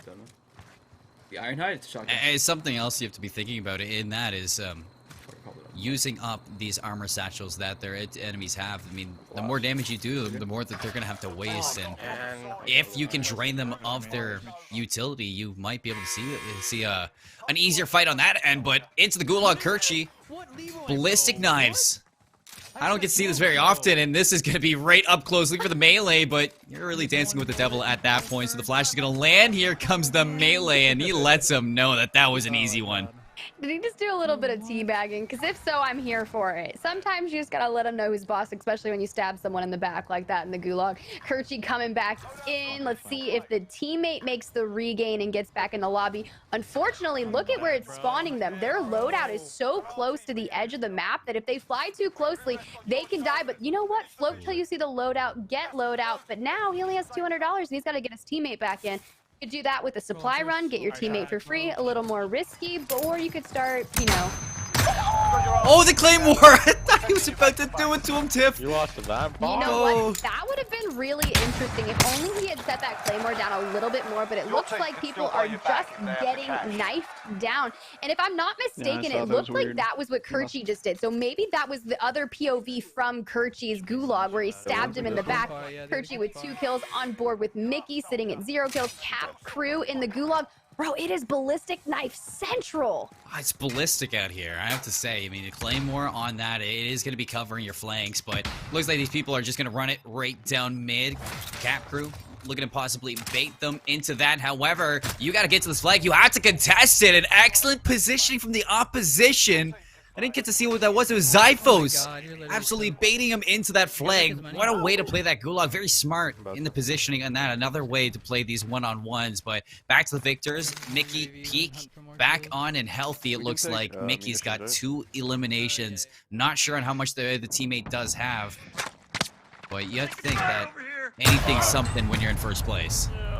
Exactly. That's all we're talking about here. We need to see consistency out of Mickey and Peak. If they want to remain, you know, as that front runner on the leaderboard and try to take home that $600 for a win, right? That's $300 a piece for playing Warzone here in the College COD League Halloween Warzone Open. That's amazing. Not bad for a night, right? Like, what are you going to do? You win $300. You can go out and get some dinner, buy a lot of tacos.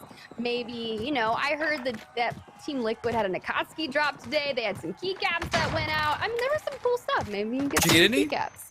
I did not. Unfortunately, I did not get them, but we are on board with Fidgety, who just got stunned. I was going to mix it up. Come on, take those shots. Keep firing the Cold War MP5. Don't let him cap. You are better, Fidgety. That's what we want to see.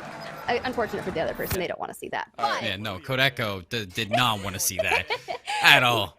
But no, unfortunately, I didn't get a jacket or the keycaps from the drop. I think I got a hat and I got an Itachi mouse pad I was really excited about.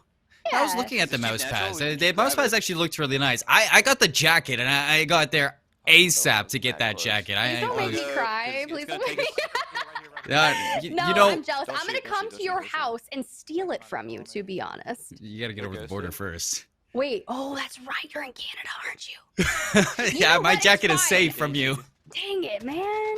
Look at this. No one is safe from state right now. He is riding the train through Verdansk and just taking shots on people.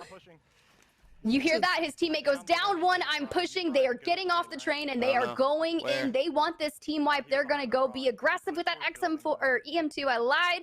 And OTS 9. Look at this right here. The teammate is retreating. They're like, no, please don't. You got the down actually on the other teammate too. So the other one has no armor right now. He's the one who had to get revived. So they should know this. In this, the full down is going to be lethal. They're calling for the bathroom play as well. They're looking to check every single corner, but it looks like the Great Escape is afoot from their opponents. They're running. Sometimes when I run away from people in Warzone, I just start singing and I run and I just keep singing and I'm like, as long as I keep going, they won't find me. But you know what? They're looking. They are on the hunt. State and Chalk 415 are looking for that teammate. They want that team wipe. They do. Yeah, you drive.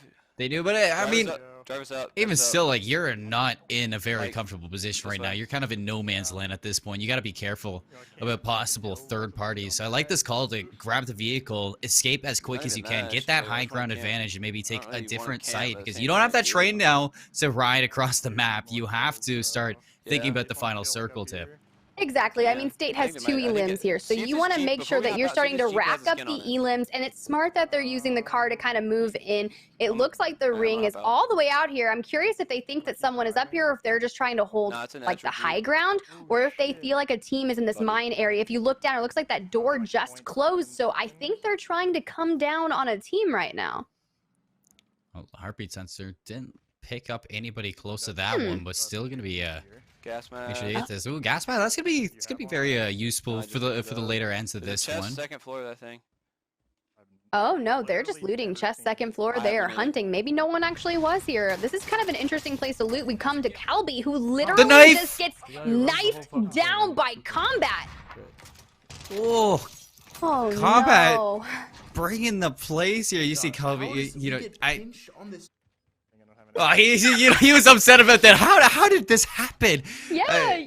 Hey, it happens though. Trust me, when you get in the blender, you get in the blender, and maybe they can regain for map 3 and kind of get out and start asserting dominance on board with Brandon from St. Clair College in the gulag with the stoner, checking every single angle, throwing out that stun, getting a hit. You know, that's a like very, very well played gulag right there. You want to know a fun fact?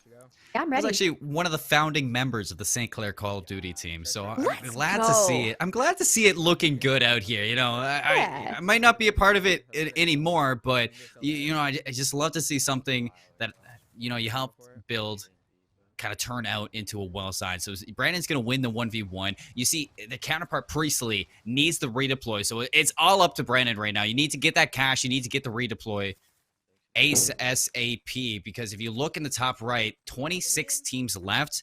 That's going to mean that you're only in the 1.1 times multiplier. You really are looking for the late game now, especially with these 2 kills. You want to kind of up that a little bit more. Oh, definitely. You want to kind of start giving that 1.1 some meaning right there. On board with Factini from Arizona State University, who is spectating Fishity, which, if I'm not mistaken, that's their teammate, right? So Factini is ready to come back. Fishity's got $6,700.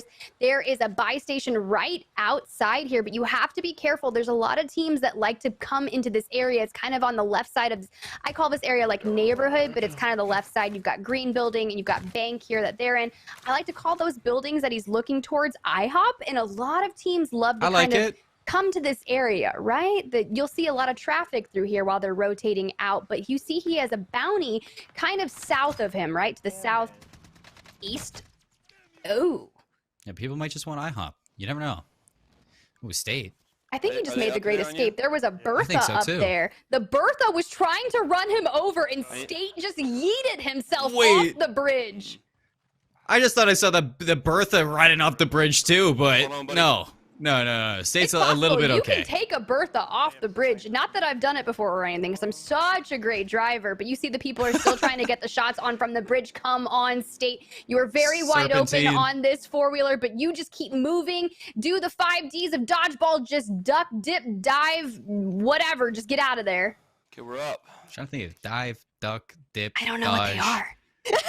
I know dodge was the 4th one. I'm trying to think. I always get mixed up on the 5th one. I just want to repeat dodge again, and because it's just so valuable. But State's got to be careful. He's got 7,300, so he does have the money for the. It looks like Chalk is redeploying right now, so has the teammate back. Tiff. 25 teams left, and he's just escaping now to a higher ground. He doesn't want to take this fight, and he knows it. Yeah, definitely. Unfortunately, his teammate is not coming back yet. His teammate's just sitting there pinging buy stations like, please go to this one maybe. And that's the hard part, is like once you start getting towards the late game, I believe we're at kind of in circle 3 right now, is the buy stations start to become more fewer and far between. And one strategy that teams like to take is they like to kind of post up not only on the outside of ring to hold people, but near a buy station for when the people like to buy their teammates back, because you kind of get stuck at the buy station for a few seconds. It's an easy kill, right? You want to up that number of kills. It's not a bad way to do it. No, not at all. And I like the way that State's playing this. He's not just running right to the ping. He's just trying to check everything before he gets there. You don't want to get killed by somebody who's just camping in a corner, and State's making sure of that. So Exactly, and he's really smart coming up here to this buy station, right? Because there's no buildings in the vicinity. The only thing he would have to worry about is maybe someone hiding behind a tree, right? These little Bob Ross happy trees. You know, I think I saw someone dressed up as Bob Ross on the timeline earlier today. State is taking some shots. So there are people up here. He's asking his teammate Chalk to kind of mark the people because that's really cool what the teammate can do as it's flying back in. It's like a little mini UAV, right? But you know what? State sees them, gets the knock, gets the thirst. There's one more left. We saw that person run to the left. Playing for the 4th kill. It would be huge, but it seems like State and Chalk working together now. They know exactly where that last player went. Chalk, as you said, the kind of aerial UAV that he was having now for the chase. Guns in here, buddy. Calling for Chalk to come back him up, group up, and get these guns. But that was 100% a scream scan. And it is close there, and he was taking shots too, so the enemies, they know exactly where they are. Yeah, they're making call-outs. I love it. They're like, that was 100% a scream skin. You see those ghost-faced operators running rampant in Warzone right now, and honestly, it's terrifying. When they jump out of cars, they hide in buildings and come through a window. It's actually really horrifying. It is totally Halloween-y. I haven't even just been seeing it in Warzone. I've been seeing it in competitive as well. So you like that. Chalk's down again. Reality is going to find him now. State, very low, playing for the region. But as soon as he peeks, he's dead to rights. You're going to see this replay. The Kilo is going to catch him on that one. So that was a great play from Reality, knowing he had them trapped in a barrel. Oh, State has caught the short end of the stick with the Marshall here. Oh, maybe that. 36 HP. He's going to make the great wraparound. Gets the shot. One left in the barrel. Peeks on out, and he's going to win it. Back to the game he goes, Tiff. Absolutely massive. That's going to keep the team in the running right now. We're sitting at 17 teams left in map 2. They are inching towards that 1.3 times multiplier. Effectini kind of getting the trade off that. We need one more. Unfortunately, Effectini goes down, but Fishy is still alive. And I lied. Fishy gets taken out right there. Unfortunately, that will be all right now for Effectini and Fishy until map 3. Yes, it is. And they did look like they got into the 15th placing as well. So, I mean, it's not too bad. You could have been 16th place getting that 1.1 times, but oh, this is great. You know, State now coming in from that gulag, redeploying. Is playing it slow, trying to kind of waste these lives out before he gets into the action. Because, you know, as soon as you drop, you are a liability. Exactly. But you know what State's doing? It's smart, right? He's not grabbing a most wanted. He's not trying to do a supply run right now. He's got 2 scavengers marked on the kind of edge of circle, right? So he just needs to go down, grab a scav, be very safe. But unfortunately, you see the shots coming up from Superstore. There is a team on top of Superstore right now. So unfortunately, State is flying for his life right here. And oh my gosh, he gets shot out of the air by the MG82. So my gosh, J-Ray with the beams. Yeah, J-Ray had him there. I was about to say, it's really calm up there, you know, not too much to worry about. You can almost sing yourself a song, but that turned from 0 to 100 right away. You know what? Those were like some really good shots from J-Ray, and I'm pretty sure that was ground loot MG82 right there. So to be able to handle the recoil on that and make it look easy, I'm here for it. Oh yeah, we haven't seen too much of that. That's Texas State University's J-Ray with Paxton as their duo. As we are on board with them now. Paxton's rocking 3 kills, Tiff, so not too much, but you are into the later games. So those 3 kills have potential of being doubled. You do get the win, and they have a really good spot as well, being up on the Superstore. You don't have to circle on you, so you will have to move, but for now, you can just take a look at where everybody else is moving around the map, see how safe it is. Yeah, it's really smart. What they're doing is they've already pinged a building that they'd like to rotate to, so they can kind of go into that building. What they're going to have to worry about is the people that are holding that circle, right? There could be a full team inside the building, but if they were smart, they would get in that building, kind of go up top, get a sight line, and see where they need to go from there. But they're checking behind them. They're doing all the things right. They don't have a heartbeat. They don't have a... It looks like, you know, they've got really, really decent ground loot. They've got the AK-7 for you and the MG82, and they are on the move, slide canceling their way into the next circle. As quick as you can. Get there. It's dangerous out here in the streets. Here's the callouts looking for the window. I'm trying to look over you. Yeah, this Nice. is exactly what we thought was going to happen. Teams are holding these buildings. Unfortunately, they're grabbing their loadout right now. Let's see. They are grabbing Ghost. Very, very smart. Unfortunately, they're going to take some shots. That team was ready, and they are lasered. Wow, from will- the roof. That is all for them until map 3. Unlucky. But you know what? They made it to top 10.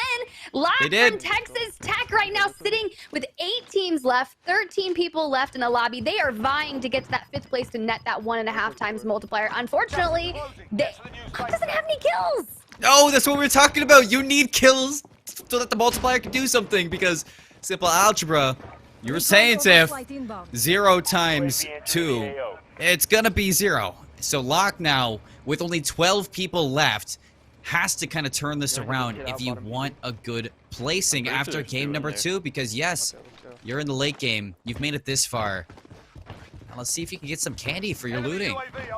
Exactly. I mean, holding PD, oh, the UAV just went up. There are people in this building. They're going to have to be careful. You see them in the windows. They're not the only one trying to infiltrate this building. The OTS-9 going off, get the knock, get the finish, and woo! It's popping off. This is how you get your kills. Look at the movement throughout these buildings. He's gonna rotate around. He is literally within a centimeter of his life. Unfortunately, he would be pushed by Blake. Blake gets the full, and that team will be out. I mean, Locke walks away with 2 kills out of that from the positioning that he was in. Like I said, making the best out of a bad situation. Walking away with something instead of nothing. And if you're looking at Locke from Texas Tech alongside Zane, but we're going to hop back over now to Blake and Brother Blyle. Or I think I said that one right. I'm here for it. Sounds legit. Sounds Yeah. right. Yeah, Okay. we're spectating. You know, Brother already has 13 kills.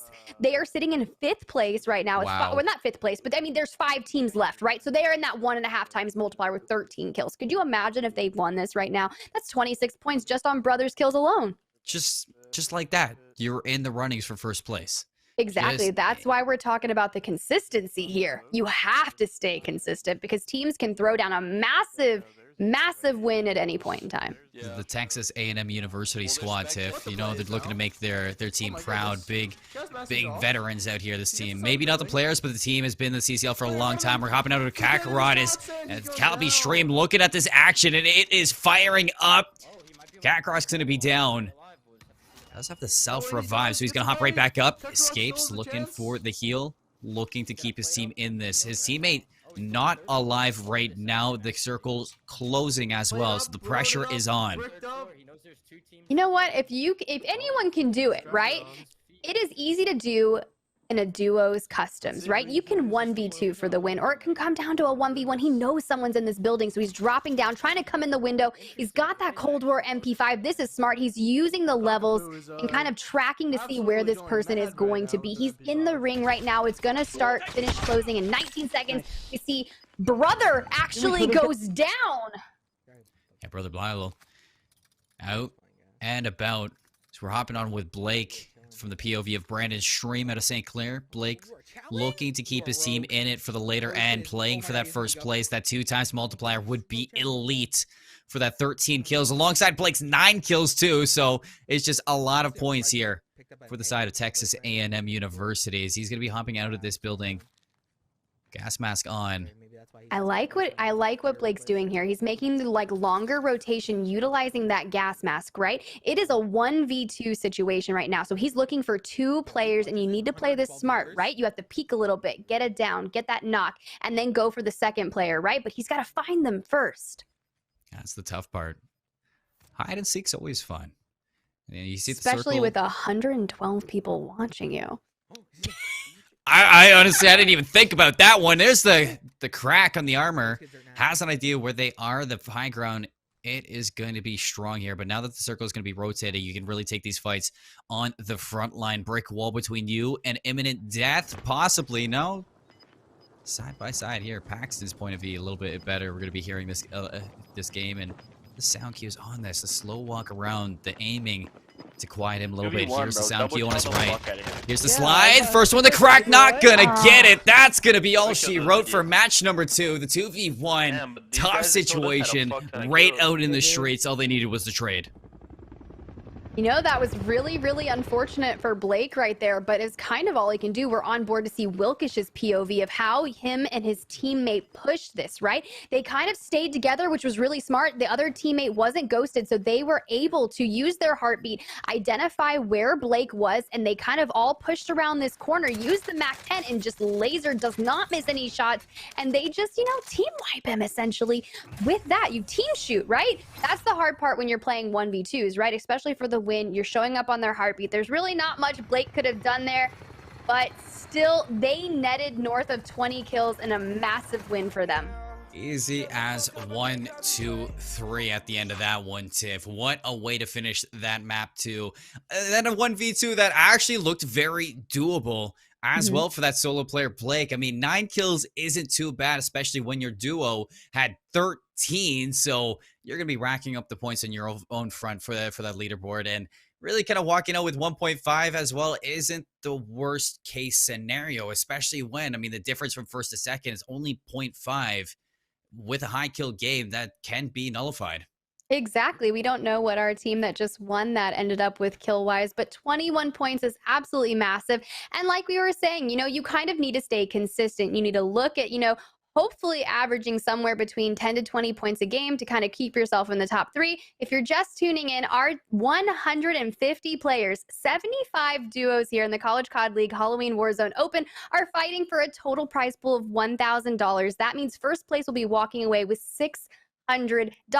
$300 each for the duo. Not bad in a night's work while we are here celebrating in our fancy, amazing Akatsuki costumes, here calling all the action with Seymour. I mean, that's exactly what we want to see. We need to see those high kill games. We want to see those teams that are being creative.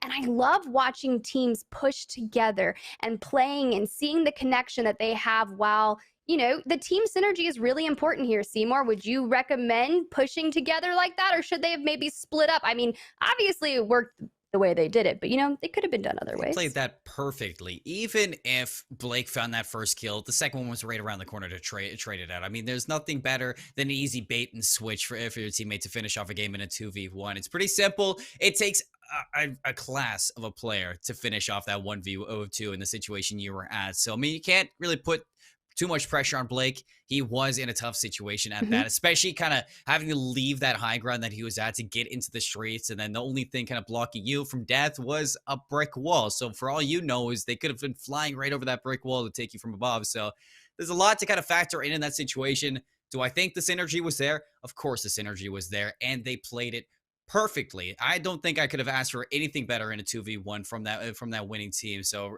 really on that end, you want to keep seeing that synergy. I think you were kind of framed it up really well after that match number 1. You were seeing a lot of the jitters get kind of shaken off in that first map that we did see. And there was a lot of high kill players in that first map, but not so much in the second match. You started to see players really kind of double down on their own lives after maybe losing out on an opportunity in game 1. They wanted to push themselves to the late game in map number 2, but I think that we were seeing a lot more confidence as well out of those players in match 2. Yeah, I 100% agree. So I think what these teams need to do now is they've gotten 2 matches down is they kind of need to find that balance, right? So maybe you made it to late game, but you didn't have a lot of kills in late game like we saw with Locke, right? He picked up 2 before he went out. But here's the deal. You need to make it to late game with more kills. So finding that balance between how do we get to late game? Do we do recons instead of bounties and pick up kills on the way while we know where the ring is, right? Do we kind of hold that edge of ring and try to wait for those kills to come in? So I think that while these teams, you know, this may be their first time playing in a Warzone tournament together, and they're kind of trying to iron that out. And I think we're going to see maybe some different strategies come out in map 3. I mean, that's what I want to as well. What were your thoughts out of that match number 2 for the strategies? Did you see any differences from that map number 1 yourself? No, not necessarily. I believe that the teams that kind of were out there fragging out were just in there playing their game. You know, they were taking it with confidence, maybe like, oh, maybe this isn't a private lobby. Kind of like maybe not think that you're in a tournament. Try to treat it like pubs, right? Have that confidence, push those teams. But I think what's really smart is what some of these teams were doing, which kind of what Blake was doing. He was looking to get that first knock, right? We saw him on top of the building with the sniper. Unfortunately, he had a body shot and only cracked him. But had he got that knock on that situation right there, he could have pushed in and, used his SMG on the other player still alive. So I think that's kind of what we're seeing is maybe one person on a team is running a sniper, maybe the other one's taking the AR SMG, maybe they choose recons instead of bounties, or maybe they just get in a vehicle and push. We saw some teams grabbing vehicles and looting and using those to get around the map quicker. I think we're going to see more of the same. I love the amount of differences that you're just talking about here in Warzone. It's always nice to see so many new things, or so many different things, I guess you could say, in a game mode, rather than coming out of the CCL season where you're constantly seeing the Krigs and the 74Us all the time in Cold War. Now we get a mix-up. You back to the XM4s that we kind of missed from that one. You got the Kilo from Modern Warfare. You have the MAC-10 that you finish it off. There's so many differences from there. The snipers, we were drained out of that for the competitive season. Nice to see some snipers out of here as well in Warzone. And I was personally crossing off some things from my bingo book. Nothing too exciting out of that one. We didn't get to see some helicopter throws from some teammates, but we did see a lot of ballistic knife games in those Gulag 1v1s, and I think something I don't get to see very often, a ballistic knife coming into a 1v1. I think players are playing that so smart, especially with that stun coming out there. The wrap around, you get that knife in, and then it's just do or die at that point. Did you cross anything out from the bingo? I'm not really sure what to expect. I keep seeing so many cool things happening, and I'm hoping that maybe we'll see some people running over each other with vehicles. If we're not going to get a heli throw, let me see a Bertha crunch, right? But when we come back, stay eyes peeled here. We're going to go to a short break, and then we're going to come back, and you're going to get to see map 3.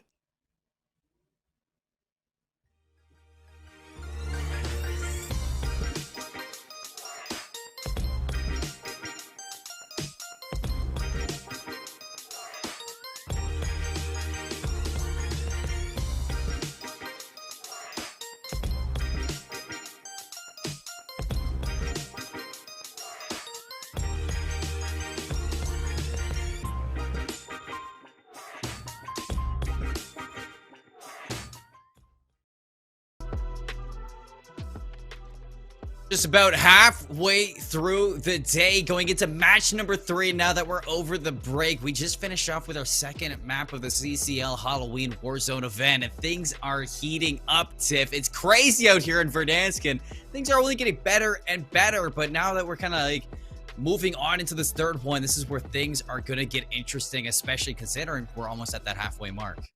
Yeah, I agree, Seymour. And kind of what we're going to see at the halfway mark is we may see some teams on the leaderboard start pulling away and kind of solidifying their spot. If you're just joining into the College COD League Halloween Warzone Open, these teams, these 75 duos, are fighting for a prize pool of $1,000. That means first place is looking for $600, second place $300, and third place $100. Not a bad night's work, right? So that's what these teams are fighting here for in 5 private lobby matches. Seymour, do we have an update on the leaderboard? I think we as a matter of fact do have an update on the leaderboard, and I think you're going to be excited on who's in that first place spot. In first place right now is Purdue University, DJ Mukau, and Babatunde. I love that. Especially, I mean, we had so much fun saying that in the first game. It's only right that we get to say it now as that first place team. Number 2, the winners of match number 2 as well, Wilkish and Dakota. So they got 35 points in that second place from Oklahoma State University. And match number 3 is the University of Texas Austin, Mickey and Peak. From that match number 1, your victors. Then you got the 4th place, Shippensburg University, DePalmed and Log. And then Northwood, it's that Chris Radial Thugger in 5th place. So a lot of teams are starting to fall down this lobby from the first match that we did see, Tiff. And like I said, reaching that halfway mark, you might be a little bit worried if you're one of those teams falling down. Yeah, I can see where you're saying that, because I mean, our first place team, DJ Mukau and Babatunde, they're sitting in first place with 39.1 points. And you're looking at Chris Radial and Thugger, who are sitting in 5th place outside of the prize money with 26 points. So you've got 13 points separating first through 5th right here.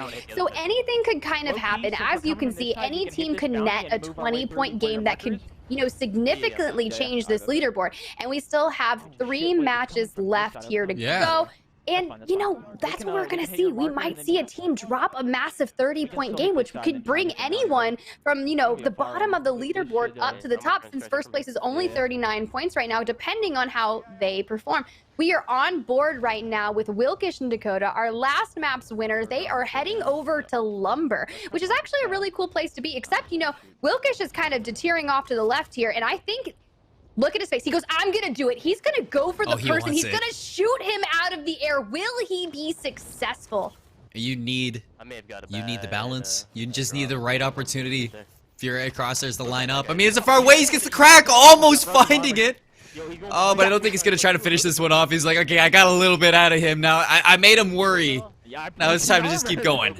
I mean, I'm pretty sure that person was one shot, but if you look behind Wilkish, there is someone that's coming in hot for Wilkish right now, so you never know. The one thing that you have to be aware of when you go to shoot someone out of the air, which they got somebody. Dakota got a knock in the air. You are not lying, Seymour. This is going to be a wild start. That's a mark off my bingo book right there. We're going to see Wilkish and Dakota starting this map 3 off very, you know, violently. They woke up and chose violence. We are only 3 maps in, and we're already getting dogfights in the start. We hop over. This is an unfortunate situation for Calby to be in. He's going to be down. He's waiting for his teammate to come pick him up in a little bit of a safe manner. Maybe Rafe can open up this door to allow him inside. Nope, he's just going to pick him up right on the doorstep. So, not sure where Calby got shot from, but obviously it's safe enough to get him up and escape. What if Calby was the person who got knocked out of the air? Oh, I don't know if that's what it was, but I mean, kind of TV stations may be on that way. Wait a second. Brandon here in the gulag out here stealing my clan tag. I suck. I run this. Oh, well, I also don't win gulags either. Brandon and I are in the same blender, getting taken down by Blue Banana with a ballistic knife. Oh my god, look, Brandon, extremely low, Priestley out, St. Clair not having a good start to map number 3. However, you're looking at the rest of the squads and being this far early. This could be an opportunity to start climbing up the leaderboards. Effectini, that's a quick way to get it. Right around the corner, he's going to skewer him without even any thought. Hey, they just wanted a free kill. That was all they were doing. They used that very tactfully, right? They were like, we're going to go to the gulag early and get our free kill and start loading up on, you know, kills. They're going to go for the aggression. That's exactly what they were thinking. On board with Cap Crew, who's getting ready to fight in the gulag. We've got a front row seat to the action that is happening, and he's about to go 1 round till he fights. We're watching Brother Bilo. I'm gonna call Brother fighting in the gulag. It looks like he takes down his opponent and does some body shots to let him know and assert that dominance. Cap Crew comes in with the ballistic knife. This is unfortunate. Yes, it is. Plenty of gulags to start this one off. I think this is more than the last one. Claymore is going to be set, covering the flank. But his opponent, Cap Crew, doesn't want to play him. G from a long distance. He's going to launch that one out there. And I mean, again, another one bites the dust here in that situation. Cap Crew is going to have to go back to lobby, think about how you're going to deal with it. Game number 3. So we hop over to Kirchi. All right, do you need plates at all? How many reserves do you They're going to be hunting on hunt. They're going to be on the hunt, Tiff, right now with Justin.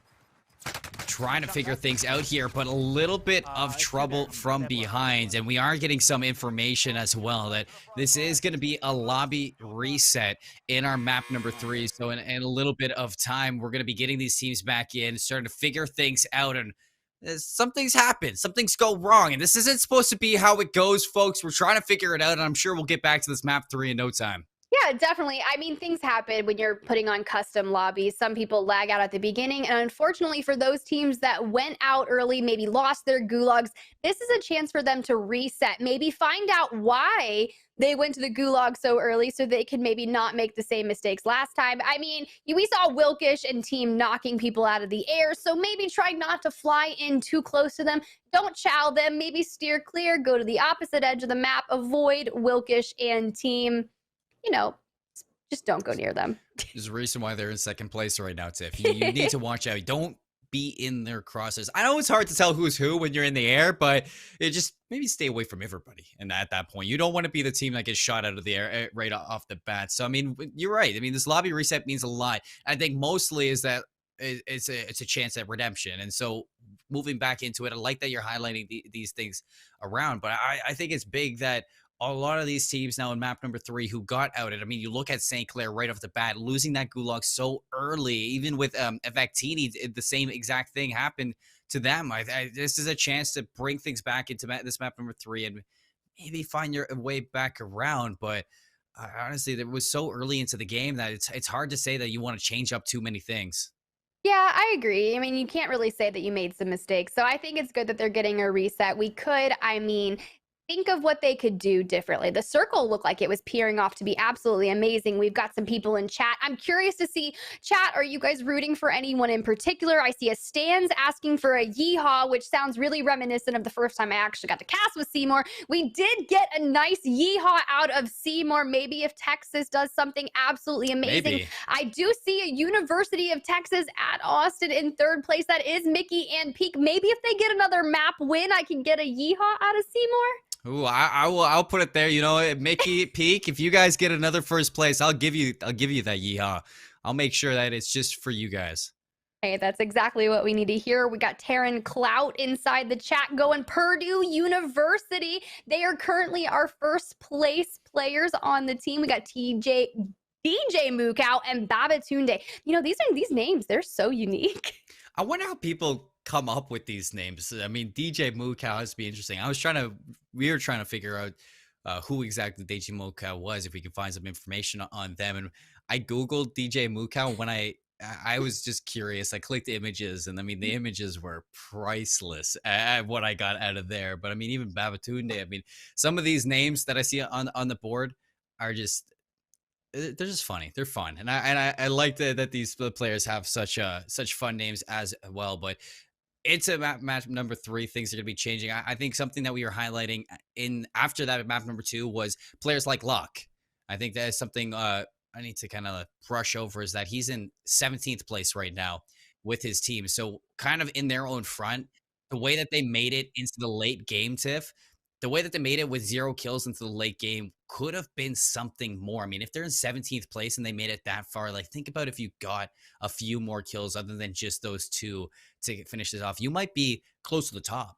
Hey, I mean, you definitely could be. And that's what I'm saying. Like, anything could happen. Any 30-point game, 20-point game can skyrocket a team maybe in 20 or 30th place up to the top 10 on the leaderboard. And that's exactly what they're looking for here, right? You know, they're looking to get into that top 3, get a part of that $1,000 total prize money. And, you know, I think we might see some teams do that. But you know what? Stay tuned, because we're going to cut to a short break, get this lobby reset all set away and squared off, and then we're going to come back with a look at map 3.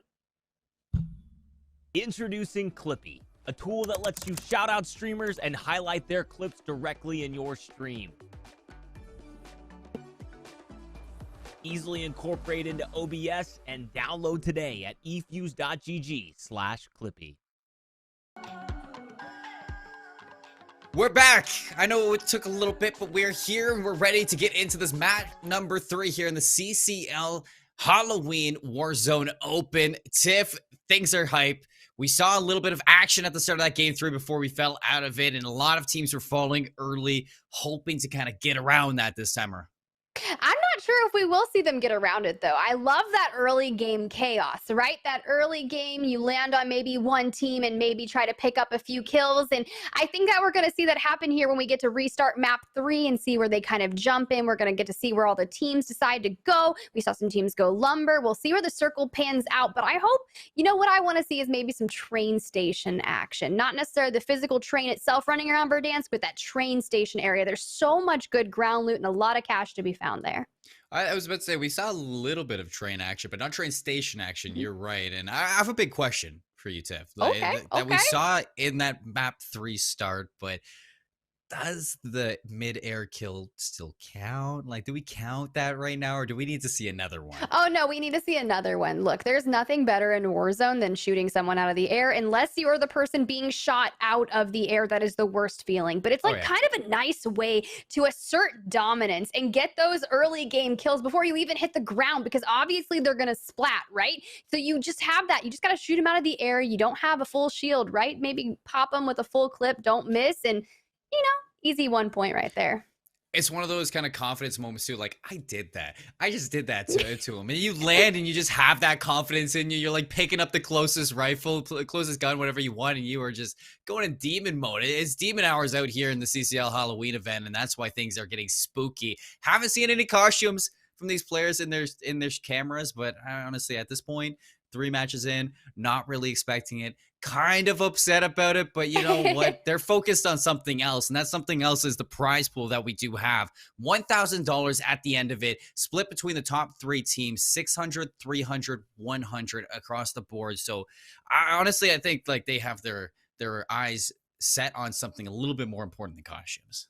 Yeah, definitely. I think it's definitely the prize money. And the cool thing is, since it's duos, you're only splitting it with one other person as opposed to maybe trios or quads, right? So that's not a bad thing. You know, first place netting $600. That's $300 each player here, which is massive. So we're going to see some teams fighting it out. We already know that Purdue University is currently in the lead. The top 5 is extremely close together, but honestly, we're still not even finished with halfway through yet. So any team can make a mid-late push, right? We could see 2 teams maybe come through the pack, maybe a team win 2 maps. We haven't had a repeat winner yet, and there's still 3 maps left, so we could possibly have that happen. This might be a boneyard. Well, we're hopping right into this 3rd map. Deployment's going to start in about 5 seconds, so not a lot of warm-up that we're going to be seeing, but that just means we get to the action a little bit quicker, and Wilkish going to be on our screens right away, Tiff.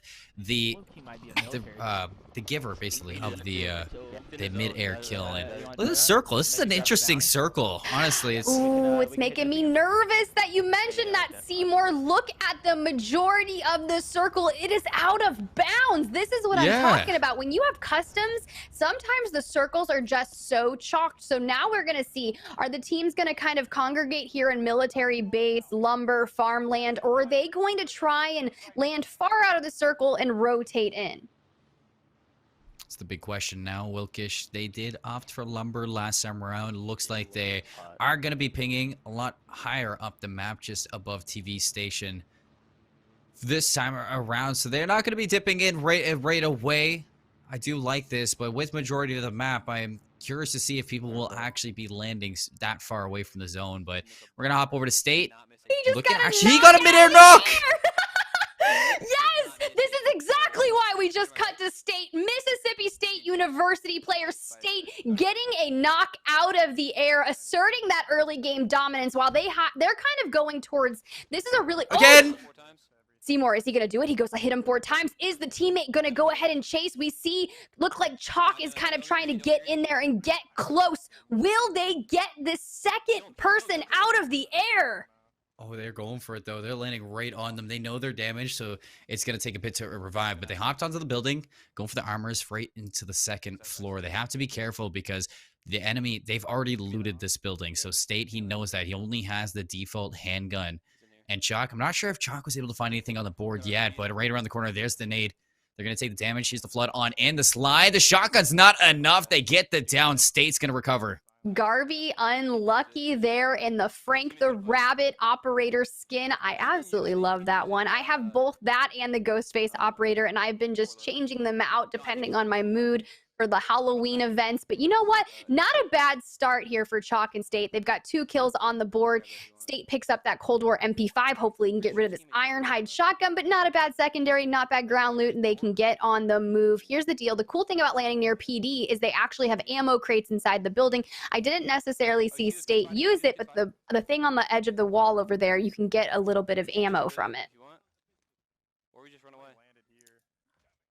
Just trying to listen to the comms a little bit on what the strategy is. They're being hunted right now, so you have to be thinking it's minimal threat, so it's not immediate reaction. But if you're them, you'd want to relocate. We hop over to C's, and he sees death at the end of his barrel. He's death. Oh no. Hopefully hooked up here will have better luck in the gulag. Maybe. With the thermite lands, he finishes it with the stoner. That's brilliant usage of your utility. Absolutely super clean, and Hooked Up will head back into Verdansk. Unfortunately, his teammate did not make it out of the gulag, so it looks like Hooked Up is going to go in and do a scavenger contract on board with Cap Crew, who's in the early game gulag. He's trying to get a peek. He's got that stoner 63. which has a really slow ADS time. He's going to throw the stun, try to get a hit. We saw him. You saw him. He's on the left. Tiff, his opponent, CCL champion Fade. And look, Fame doesn't even need the gun. He kills him with the thermite. Back to Radial, the runner-up, and he wins his gulag. Michael Jordan does it again. We are just seeing an absolute gulag montage of kills right now, but at least we are spectating the winners aside from the one that we saw go down. We have this team right now jumping back in. It looks like a lot of players are spawning over towards military base, and they're all kind of choosing the same thing. They're highlighting scabs on the map. They want to kind of get their loadout, try to get some money in, but here's the deal. This teammate is pinging Stadium. They pinged a few locations. I'm not really sure where they're trying to go, but Stadium's not one of the best places to fight. It's so open. People can hide there. It's kind of dangerous. It's kind of dangerous too because it's not really deep into the circle. Well, it is. It's right directly in the middle of the circle. So, like, that is tough. You look at this now. Locke being hunted. You need to protect your opponent's or your teammate Zane. Is the threat. 3 bars. It's red zone out here as Locke really needs to lock this down with his teammate. They know it's crazy. So they know what they have to do, and they're going to be rushing right down the stairs. I wonder. No, we're not going to be able to see the action. We're going to cut over to State now. Strong start to this, but at the moment, back to the corner. His teammate Chalk not able to be in this round to back him up just yet. This is going to be a tough situation, Tiff. If he can win this, it's everything, but he knows he's behind him. Nice snap and nice finish. There we go. We see some body shots at the end. Chalk also in the gulag, so hopefully he has some luck. They're on board with Superior from the University of Tennessee. Throws out that stun. He's got the RPD in the gulag. There's a lot of LMGs here, which has really slow ADS times, so you need to be careful. He takes some shots, but unfortunately Superior took a bunch of damage there. He's just trying to find the other team. Oh, goes for the flag, but that's why they call him precision. Those shots are too clean. Out of the gulag, Superior, not going to make it through, but he is going to be spectating his teammate, who is redeploying just outside of the circle. Looks like Slim's looking for kind of a no contested area, right? You know what we haven't seen yet, and I'm not trying to jinx Slim at all. We have not seen someone break their ankles on live stream yet, and you know that is one thing that happens. Sometimes you get too close to a building when you're jumping in, and you try to pull your chute, and unfortunately it doesn't let you, but that is what we're looking for. Or no, we're not. We don't want people to pull. We want people to pull their chutes, but you know, I mean, I might be. Depends on how you're looking at it. I wouldn't mind seeing somebody break their ankles. I thought we were about to get it once you brought it up, but let's see if Locke can win that 1v1. Whoa, the wide swing. Excellent shell out there. We hop back over. Zane, Effectini, and the gulag against each other. There's going to be some heavy hitters out of it. And you see that Effectini, his teammate, Fishity, they are going to be as well in the gulag. So you got to win this one out. 27 HP. Things are a little bit dire. They're rushing around this flag, but the overtime is going to be here. Nice by Effectini. Cleans it up, the Iceman. We got Wilkish in the gulag with a shotgun. He's not very happy about it. Let's see what he's going to do. He's got to find Slay. Throws out the stun. He's trying to look and find an angle. We have the spot. He's going. He gets one shot off on him. He takes a shot as well. They trade it, and he gets the dub in the gulag. Let's go back to Verdansk for Wilkish. Let's see if his teammate makes it out alive. Unfortunately, we have someone in chat that is saying that is only me. I am the only one that breaks my ankles in Verdansk. I mean, you're not wrong. Oh, no. I did it the other day. It's fine. I didn't Alt F4 and pretend that I lagged out or anything, but you know, that's what you do sometimes.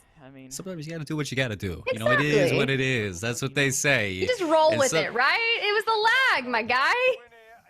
I promise. It was the leg. I swear. Let's hop on with the poem, though. Number 4 team now losing a player in the gulag as they actually placed 50th in the lobby. No, so that is it. We won't see them until map 4. Unfortunately, now we're on board with Red Chase, who is absolutely annihilating. They've got that advanced UAV, so they are just frying. They know exactly where the teams are. He just picks up the double kill, netting him 3 total eliminations so far for map 3. Not bad.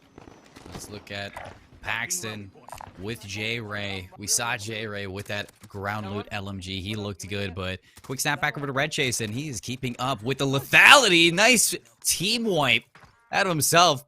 3 to 5. racking up those kills. Let's go. This is a good one for Red Chase. They obviously, him and his teammate Click have a really good synergy right here because every time we go to them, they kind of have the same similar things. It looks like their strategy might be land, take a red door, get the loot, right? Get your loadout, have that durable gas mask and that satchel, and then just go on the aggression with that advanced UAV. We cut over. We have a team that is on top of Stadium, kind of with that Car 98, which isn't really a bad place that you want to see, right? You can see kind of the entire thing.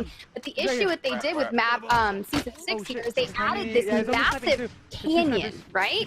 So there's a lot of different places that you can hide, and he's like, "Oh, there's another sniper," but they've got this helicopter. They can take it and leave if they feel uncomfortable. This is J-Ray and team. Please, this could be scary for the person flying in. They're trying so hard to avoid it. At this point, they're just trolling and taking shots. I mean, J-Ray was the person last game who did exactly that with the LMG, but I mean, this time the sniper is a little bit harder, I'd say, to do. You really got to lead your shots, but you want to know something? I just looked at Twitter for the quickest second, and Red Chase popped up on my feed. He said, Game 3 champs, hashtag didn't count. He might be on the revenge tour, Tiff. That must be exactly what it is. Unfortunately, look at this team. J-Ray getting in his teammate's helicopter, which has literally an inch of health. It will take literally 1 or 2 bullets to put this thing out of commission. So what I would like to see J-Ray and squad do is maybe look for a team that's kind of camping on top of a building and chuck that helicopter. Get aggressive. Be, you know, a little chaotic. Split little game. Chuck the chopper over on their side. Back to Red Chase. 5 kills still. Haven't accumulated anything more, as they are going to be rushing through the city. This is where you have to be careful. I mean, we just hopped off J-Ray and his teammate, and they were up top. Paxton had that sniper, so you know that the roofs are deadly right now with those one-shot sniper rifles or those heavy hitters, but it seems like Red Chase not minding anything at all. We hop over to Chris, Radial, and Thugger. Some heavy hitters in themselves. Radial with 3. Thugger just found a down. So they are backing up these teams. Look at this. They're grabbing Ghost right now, so that's not bad. When we first cut over to them, we saw a vehicle. We saw some red on the map. So there's some people over here in this area of farmland. You know, Chris Radial's got 3 kills. We see the shots kind of going off. He's going to run through this house, grab some armor and some cash, but they are looking for more elims. Yes, they are. That peeking through the window, just trying to get a lay of the land, a little scope. You know, one thing that I always find really challenging in Warzone are the windows themselves. I don't know about anyone else. Sometimes I find myself too short and not able to get into a window when it really counts. We cut to Cap Crew, who has the Marshall, the 2-shot shotgun inside the gulag. It is not what you want to see, but it looks like he may be getting rocks thrown at him from being spectated, and he gets the dub. Very, very nice. I was nervous for a second, I'm not gonna lie. I mean, that's just what you get when you watch the undefeated Ottawa champion Fame in a 1v1 in the gulag. He's that good. And now he's gonna be redeploying in towards the salt mines, it looks like. And if I'm not mistaken, this is not too far away from the squads that we've been seeing there. It looks like they're anticipating the ring's gonna pull this way.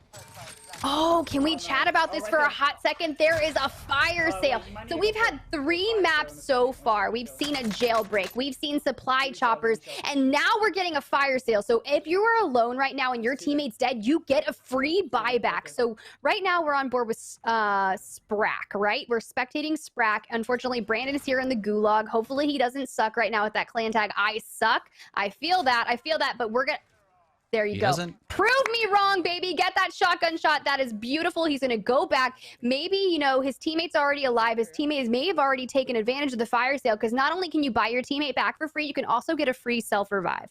I'd like to talk about Brandon a little bit, because I don't know if you remember in our last Game 3, before before the reset, they were out first. Right.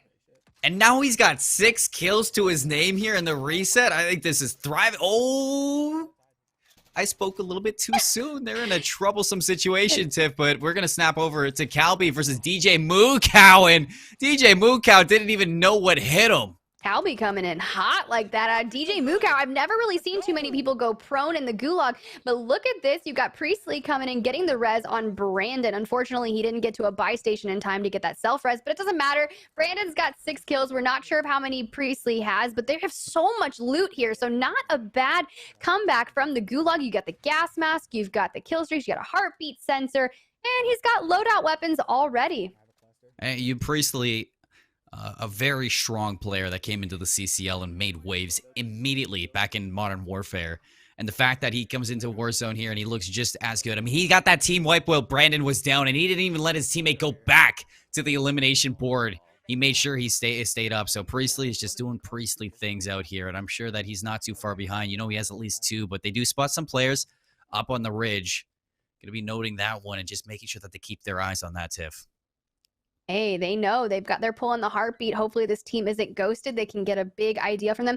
The issue with pushing this bunker from this house that they're in is you can end up being in like kind of in a stalemate. You got to Superior, who's using his self-revive right now outside of a building I like to call IHOP. It looks like he's just outside of the ring here. Unfortunately, his teammate is out and he needs to buy back, but he only has $600. He does have loadout here, but he needs to get into ring. It looks like he's kind of just trying to go through the bottom of these buildings and find any cash that might have been left behind or not looted, because when you have 75 teams inside a Warzone match, it's kind of hard to find something that may have not already been looted. And look at what we have here. We see a Bertha and a UTV on the mini map, and Chris is just holding. Hold tight. You don't want to give yourself away. Oh, the shots! Say goodbye to your armor, but look at Thugger in the kill feed. He actually finds a knock and a full elim. So, I mean, this is the dynamic duo. I feel like if it's not Chris Radial going off, it's Thugger. And the other way around, they are truly making the best out of this Warzone event. Exactly. There are multiple teams here. When we were looking at the houses earlier, there was a team at the bunker, and it looks like they are straight pushing in on the team right now. This is really hard to like push right here, because when you drop down, you're essentially becoming straight like open to the team below. Thugger. But you can camp them. But Thugger gets a knock. Now, are they going to push this? Are they going to drop down? It looks like maybe they're going to jump up top, make sure the people on the houses are staying in the houses and not going in for that elusive third party. Thugger got the team wipe, so now they're looking for others. Ooh, let's go. Right into this house. They know they're upstairs. They're going to be playing this very slow. Has the sensor and the throwing knife. So, I mean, if you want to run a gun this with this, with your sub, I mean, Chris Radial can really run it with those throwing knives. You know how good the follow-up can be, but right through the window, Radial doesn't see it coming. Thugger's all alone. The collapse is going to be in from their opponents, and Thugger is down as well. They are going to be sent afar to the elimination board, placing 22nd in map number 3. A strong start falls short. Unfortunately, they did make it into that top 30, so they did net themselves that 1.1x multiplier. Unfortunately, it's not the 1.3 or the 1.5 that we would have liked to see from them. But we look at Paxton, who is at TV station with J-Ray, and just gets sniped. Luckily, he has enough plates to regain. They have a precision airstrike, and I think once they kind of figure out where that sniper is, you see Paxton has the Car 98 as well. If he can get it down, he can use that precision airstrike to maybe get some time to rotate out of here. I got sniped up from there. Yes, yeah, and scouting the ridge, has an idea where that shot came from, but hasn't spotted it just yet, Tiff. So very slow, steady. You want that information before you have to leave. You're still on the edge of the circle, so they don't really have to move too far. Or they don't have to move at all, really. They could just stay up on this hill and keep the information in their minds that they're noting. Exactly. They've got that scavenger, right? But here's the deal. They both have self-res. They both have plates.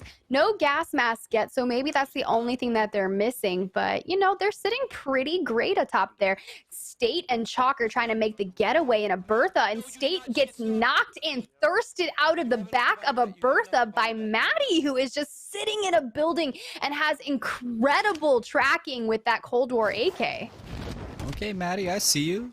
Gotta let them know what you got. Back to J-Ray and Paxton, number 6 team on the leaderboard as well, with 25.8 points, Tiff. So they already have 5 elims on one of their players, so they're looking to bump them up a few slots.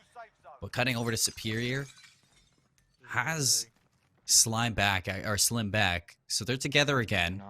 Looking to stay alive into this one. 17 teams left, so things are starting to die down as the ring closes out here. What are we looking at for this final ring? It's hard to say where it's gonna pull. Kind of the thing is, I don't want to see it necessarily pull straight to the center and just be like a really open field ending. But it would be really smart of this team, Superior and Slim here, to kind of wait it out. They've got 27 seconds left until ring 5 starts to begin, and once that ring closes, we'll get a better look at where it's gonna pull. And they're sitting here with loadout. While they only have 2 limbs on Superior, it might be better just to kind of get a feel of where that zone is gonna pull. But we see them leave the cover of that little area, and they're going north kind of on the right side of Array, which is kind of an interesting push because you have to be very careful here of Array. There's a lot of teams that like to go up on top of Array and sit with a sniper and just kind of scout it out. But see, here's another one of those changes that just happened in Season 6. You see the rift through here. This wasn't necessarily here before, so it's kind of a little spot that you can use to hide, but you're pretty much in the open here. Yes, you are. No man's land. Yeah, Doesn't put that to justice. Back to J-Ray. 2 kills and a knock. 5 elims now on board for this player. Nice. Looking to close the gap now and use this heartbeat sensor to full effect. Back to his teammate. J-Ray is a demon at the moment. He's chiming up those kills, racking up the eliminations, and keeping their points going. They're aiming for that first place spot, and honestly, if they get that 15th spot right now, oh, the team wipe and the headshot. Quick scope from Paxton. They close that one out. Blue Banana is feeling really blue right now, I'm sure, because unfortunately that snipe was so clean by Paxton. That's what you love to see. And like just like I was saying, you know, they're up on the other side of Array. So they're going to have to rotate through Array and towards where we just saw the other team out into that open field. But they're kind of playing edge of circle, which is great, right? You can pick up some kills as you rotate in. However, you're going to find the challenge of meeting the teams that are holding ring, as of CC State is over here as well.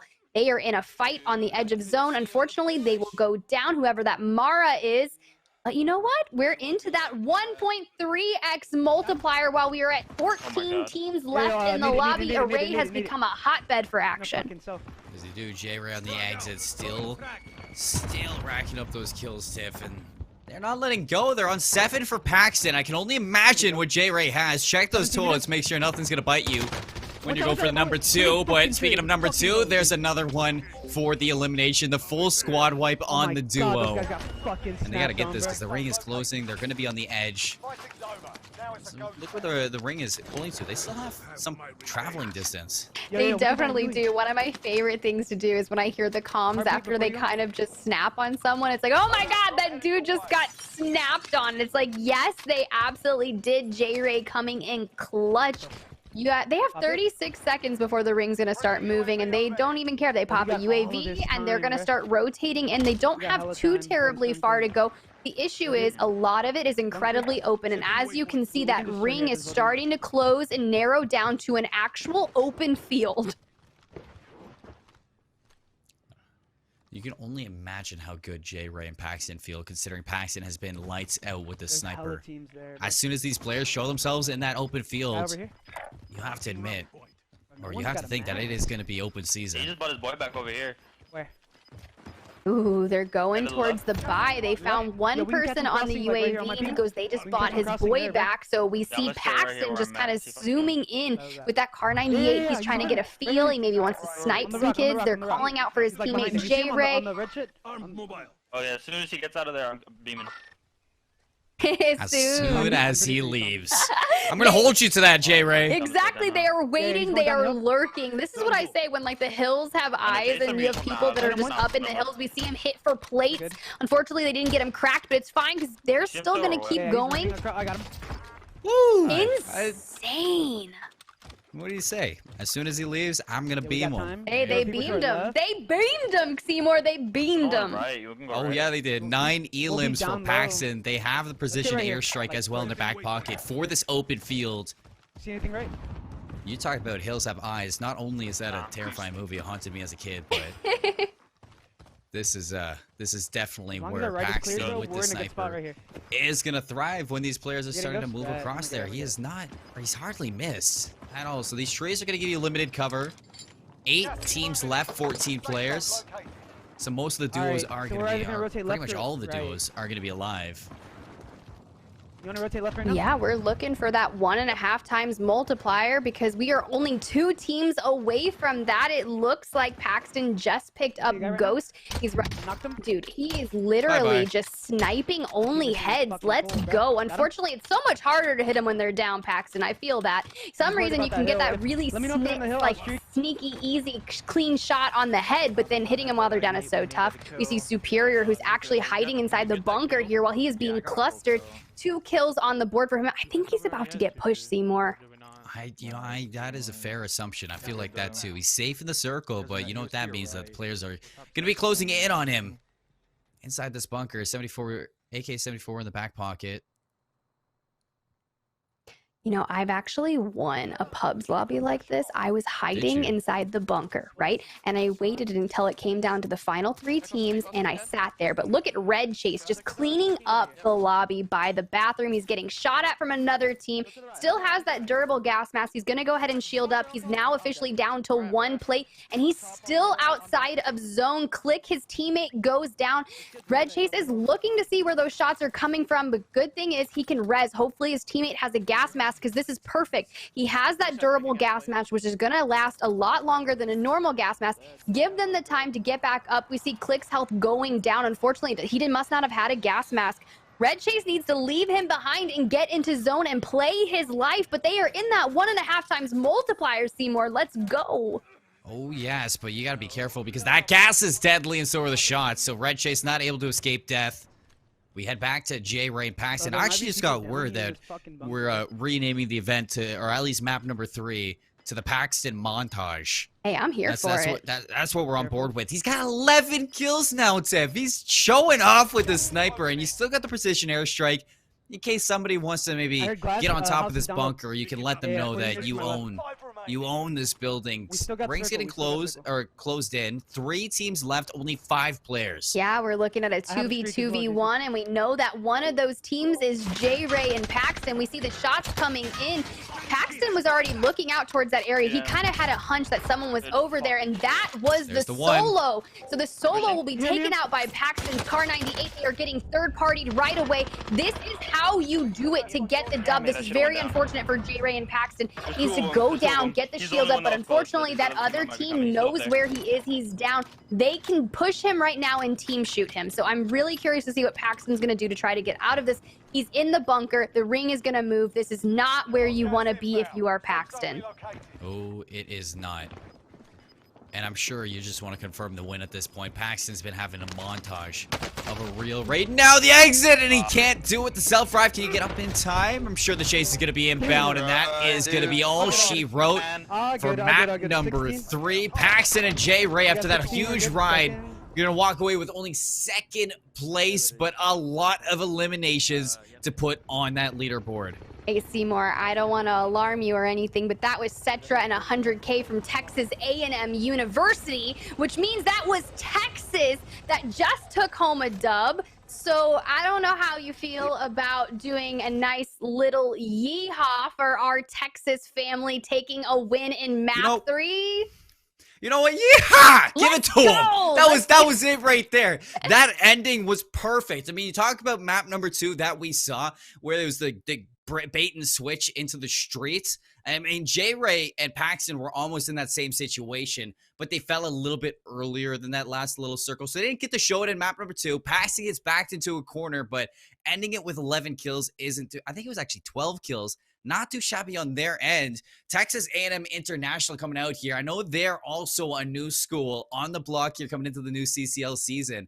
I think International really showing their works here. I mean, 8-0, undefeated right now in the NACE collegiate side of this Call of Duty. So they are looking good.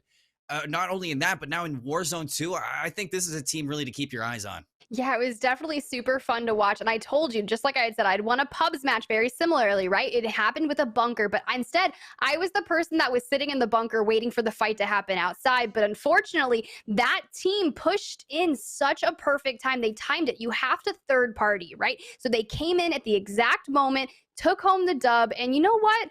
I'm so glad that we've had 3 different winners for our first maps. That leaves us with 2 maps to go here at the college. College COD League of Halloween Warzone Open. I just got so tongue twisted there because I saw my dog trying to come in. She's trying to nudge me. I don't know what she wants. She must like my costume. She wants to say hi. Come on, Storm. Come say hi. You got your Halloween bandana on as well. You are kitted out. Hi, Storm. We love dogs. We love the dog cam out here. Storm celebrating the Halloween. I mean, I wonder who Storm wants to win the event. Storm's probably excited that Tex is out here, heard the yeehaw, and is like, I want to see what's going on. That had to be exactly what it is. And let me just tell you, she is rooting for whichever team is in first place because that is the most money to buy her the most treats. And I think that's what she's looking for. So I can't wait to get an update on that leaderboard. But when we come back, we will have map 4. So stay tuned, all right? Don't go anywhere. More of us in our Akatsuki costumes and our dogs with their Halloween bandanas are looking forward to calling you the action. Introducing Clippy, a tool that lets you shout out streamers and highlight their clips directly in your stream. Easily incorporate into OBS and download today at efuse.gg/Clippy. Welcome back, y'all, to some CCL Halloween Warzone Open. We're already 3 maps through, heading into our 4th one. Action is starting to dial up as these teams are starting to close the gap between each other. Tiff, it's super exciting. Talk to me a little bit of what we just saw, though. What are your thoughts on this event? Oh, it's getting wild. Look, I told you, duos is some of my favorite things to watch. I love watching custom lobbies and seeing what teams do. I'm loving the action that J-Ray and Paxton are bringing, along with that Car 98 sniper of Paxton. He's just getting headshots for days, and unfortunately, it didn't pan out for them in map 3, right? They didn't get the dub, but they did net a 2nd place and get that 1.5 times multiplier, and I hope they kind of come back with vengeance, right? Maybe, you know, we saw some people in the chat talking about their game plan for the next match. We have map 4 coming up. I said, hey, let me see a heli throw. Bet. Let's see what you can do. Throw some helis. Let's see some more snipers. Let's see some heli shots. I'm here for a bloodbath, right? We have 2 matches left here in the CCL Halloween Warzone Open. We're fighting for $1,000 in prize money. Get creative. Throw some helis, do some Bertha crunches, shoot more people out of the sky like we saw happen. I think it was State's team that took home 2 people out of the sky just before even people hit the ground. I love it. It was an insane start. I have to say, it was just as insane as the ending when Paxton was just popping off with J-Ray, and then Cetra pops out of nowhere with 100K, and they just absolutely dominate the end of it. But you know what? Since we're talking about the format here, and I know a lot of people are just tuning in now for the first time, or maybe didn't get to catch the start of the show, I'm wondering if we could take a look at the format graphic and just run over everything so that people can better understand what we're going through. And that's exactly what we're going to look at here in the CCL Halloween Warzone Open. It's a duo from the same university playing. So only 2 people from the university are going to be playing together. 5 private match lobbies. We're about to go into number 4. Each elim scores 1 point. If you're the winner of the game, you're going to have a 2 times multiplier for the elims that you do have. If you look at the bottom, there's more than just that. You look at 2nd to 5th, they're going to rack up 1.5 times points. 6th to 15th are going to rack up 1.3 times. If you land in the 16th to 30th range, you are going to walk away with a little bit of action, not a lot, but still 1.1 times the points that you are going to be having, Tiff. So it's a lot to be looking at, a lot to be taking in, but we do have the leaderboards to talk about as well after that match number 3. So I'm wondering if you could just run us through that top 3 that we do have so far. Yeah, definitely. Speaking of our map 3 winners, Cetra and 100K just launched themselves to the top of the leaderboard with 59.5 points. They are sitting in first place, so they are looking for that $600 payout. In 2nd place, we have Paxton and J-Ray with 49.8 points.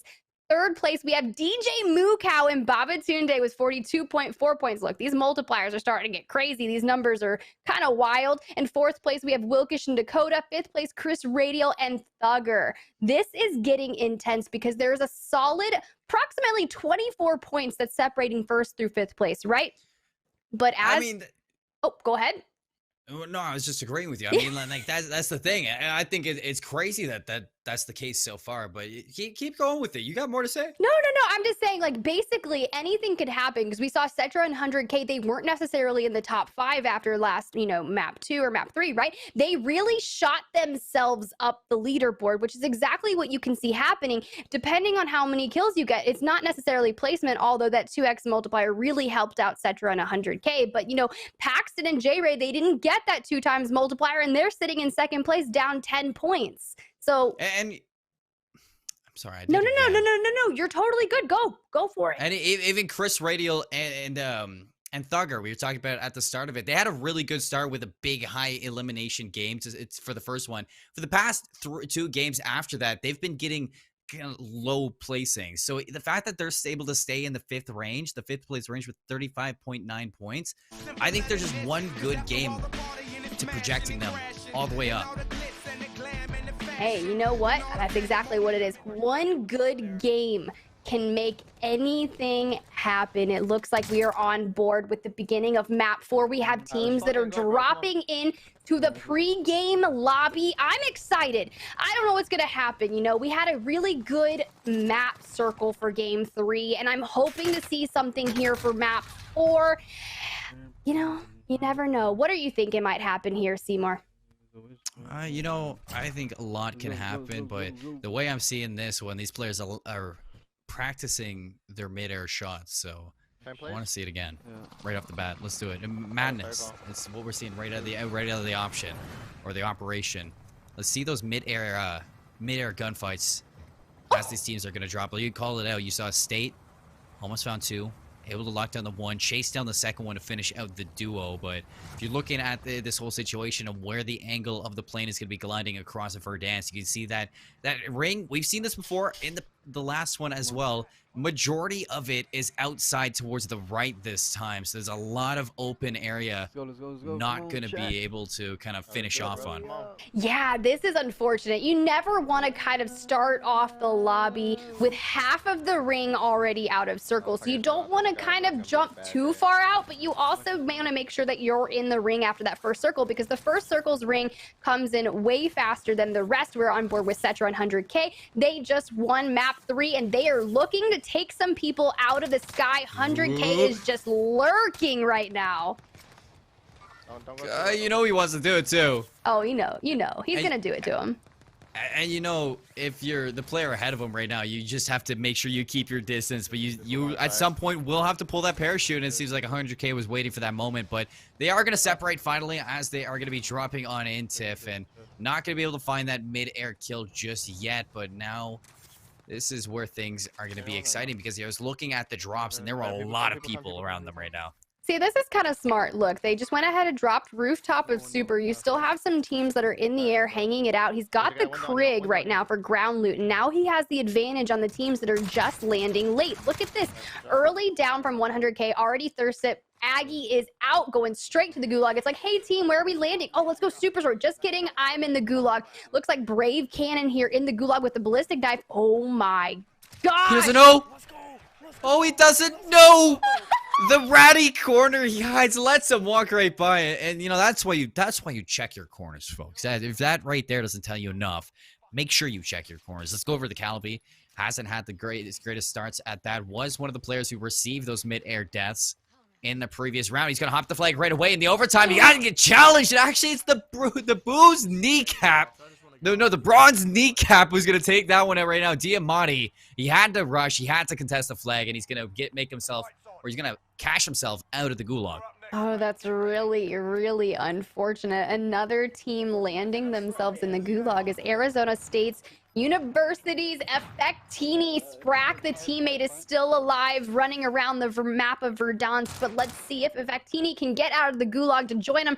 Right now, he's just sitting up, gearing. He's got the Marshall. Wait, we're on board with Wilkish, who has the Marshall. This is not what you want to have, right? He's trying to hold his angles, right? He wants to make sure that he can get that peek. Bounces the stun off the wall, gets a hit, and pushes in with the Marshall and gets the dub. Let's go, joining his teammate back on the map. Hits him with the "it's too easy" as well. There's a reason why he's in the 4th place, Tiff.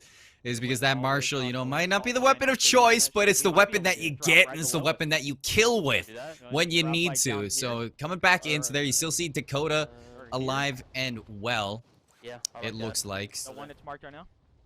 Curious to see what they're going to be. The pings are going to be down, so they're just trying to communicate somewhere to get themselves together. Yeah, you know what? You mentioned it. They're in 5th place right, or I'm sorry, 6th place right now. Wait, no, they're in 4th. I'm sorry. Oh, I can't keep up with all these teams right here. We had 75 teams that started off this night for these 5 maps. We're on board with Deep Homed in the Gulag, trying to utilize that C4 while capping the flag because he doesn't necessarily know where the person is. And unfortunately, Hooked Up will just take the dub. We're going to get it from Hooked Up's perspective here. This is that RPD. At least they have a nice red dot, not necessarily an iron sight, but he even got stunned and still was able to pull it off. Wild. Look at this. The C4, the shrapnel was enough. It lands the kill, and then it's still lurking the fog. He's able to clean it up with that RPD, so it's just a job well done after that. The fact that that lingering smoke from that C4 explosion was able to divert the attention that much and create enough smoke to kind of block yourself was insane, but now back into it. We keep going with these Gulag. State, 1 HP in a dream. He's got to be on the defensive now. You're looking at that overtime flag, and he's going to catch him on the exit.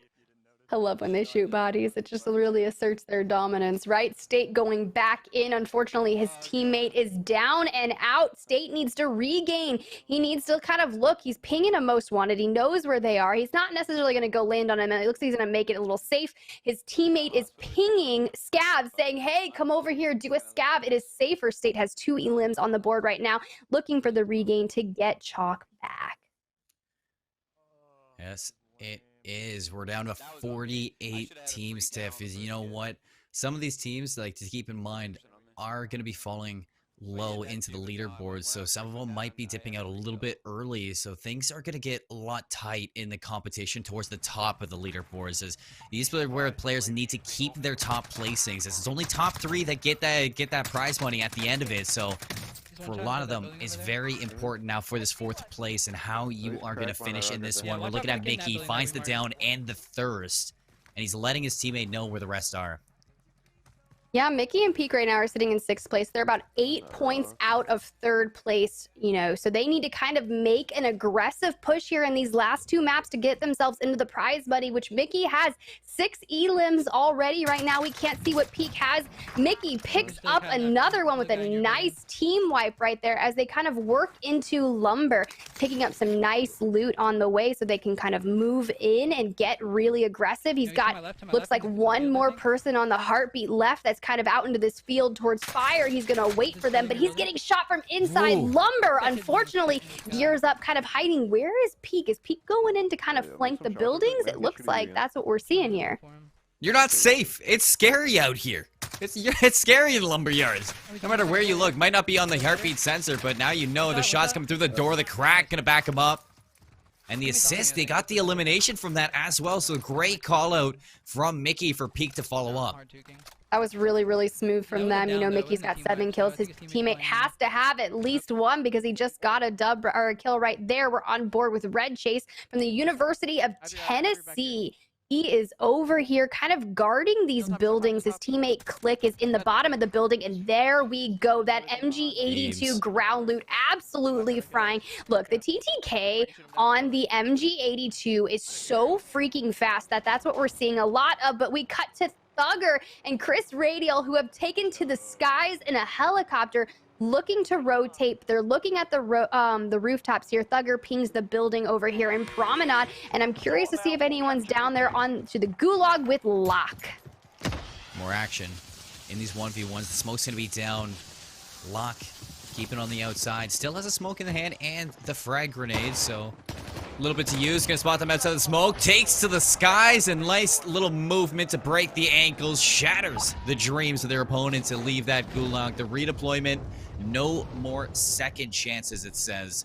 So Locke all alone. Their counterpart Zane is out of the count. So if you're looking at him, you need that redeploy to go back to full strength. And again, he's just gonna be floating in. Nice little peaceful. You can play a couple songs up here and really chat with your teammate on what you want to do. Oh my gosh, I love this because I feel like the last time you mentioned this, someone got lasered out of the sky. Brandon against Yeet, or Jeet. And you see Priestley also waiting for the gulag. So Brandon really needs to win this one because you don't know if Priestley's going to do so. Challenges with the Marshall. Very low. The flash is going to be eaten up. But the nice turn and burn to clean this one out. Now, Priestley, a chance for him to make it out. You're looking at St. Clair to win their 1v1s. We hop over to State. He's going to be hunted on down. He's placing 37th with Chalk. They're going to be out of their map 4. Their next chances are going to be in the final one in the 5th place. That's a big one, too. That's a 9th place team out. So that's going to open up a couple avenues. Map 3 winners we are looking at right now. They just averted a bounty. Cetra and 100K over here, kind of in a building overlooking this IHOP. And this is kind of an area, I'm not sure if they've kind of gotten their loadout that's over here. Maybe they're already ghosted, maybe not. You know what? Having a cluster on board, not too bad. 2 kills for 100K. They kind of need to get on the aggression and maintain that lead that they have so no teams sneak up on them. Back to Kirchi from Florida Gulf Coast University. We've seen him in this position a lot, Tiff. 1 kill. This could be the second one. You heard the stun come out. No check. Didn't receive it, but he's going to take the fight to them. And Gulag winner he is. He's going to be back into Verdansk. Another chance at that.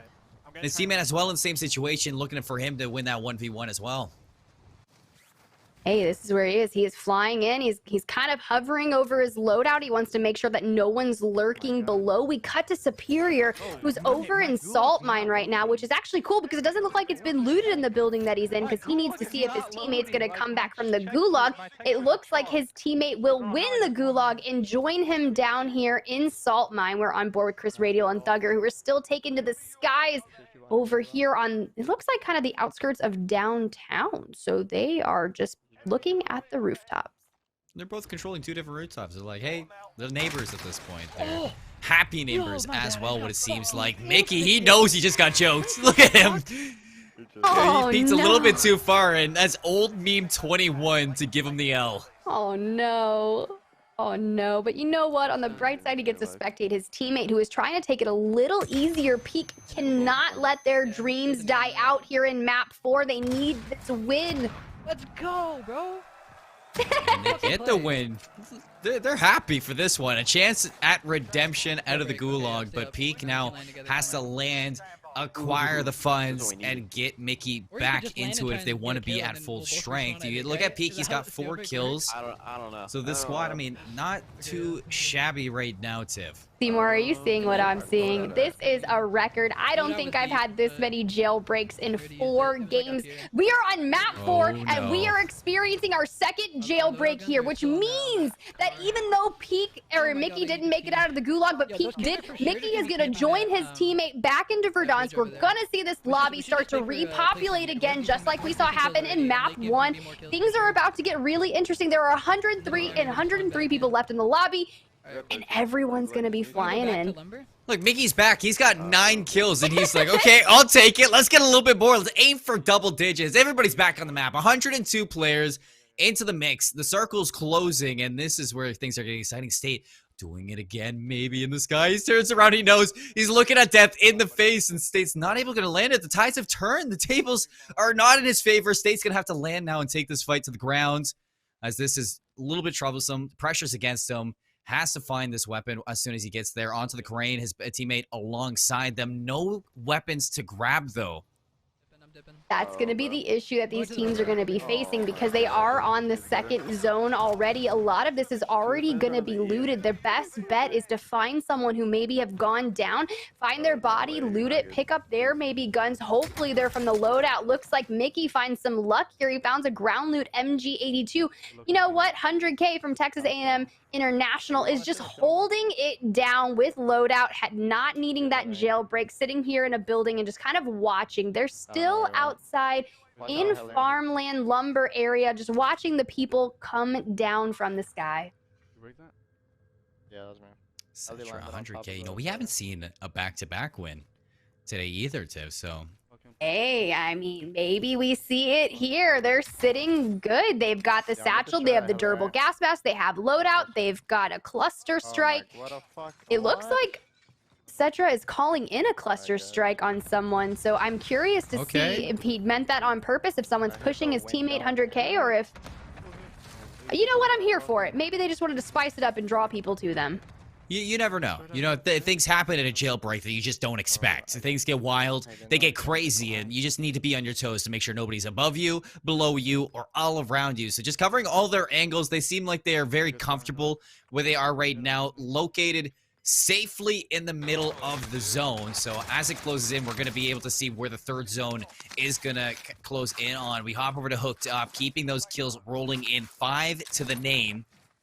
They're going to heal up, very alert at maybe the third party. He's going to clean him up. The Bloodthirsty, the team wipe. Oh, no. And 6 now. Oh, this is troublesome, though, because exiting this, you got to get this armor back. You have to avoid any team that's looking to close you.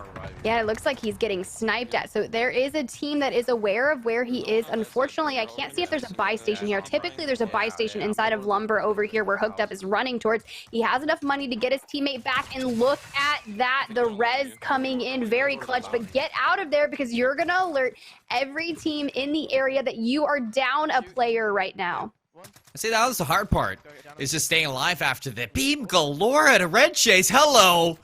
Welcome to game 4, the full thirst. Kill confirmed, another elimination. Chalk it up to 4.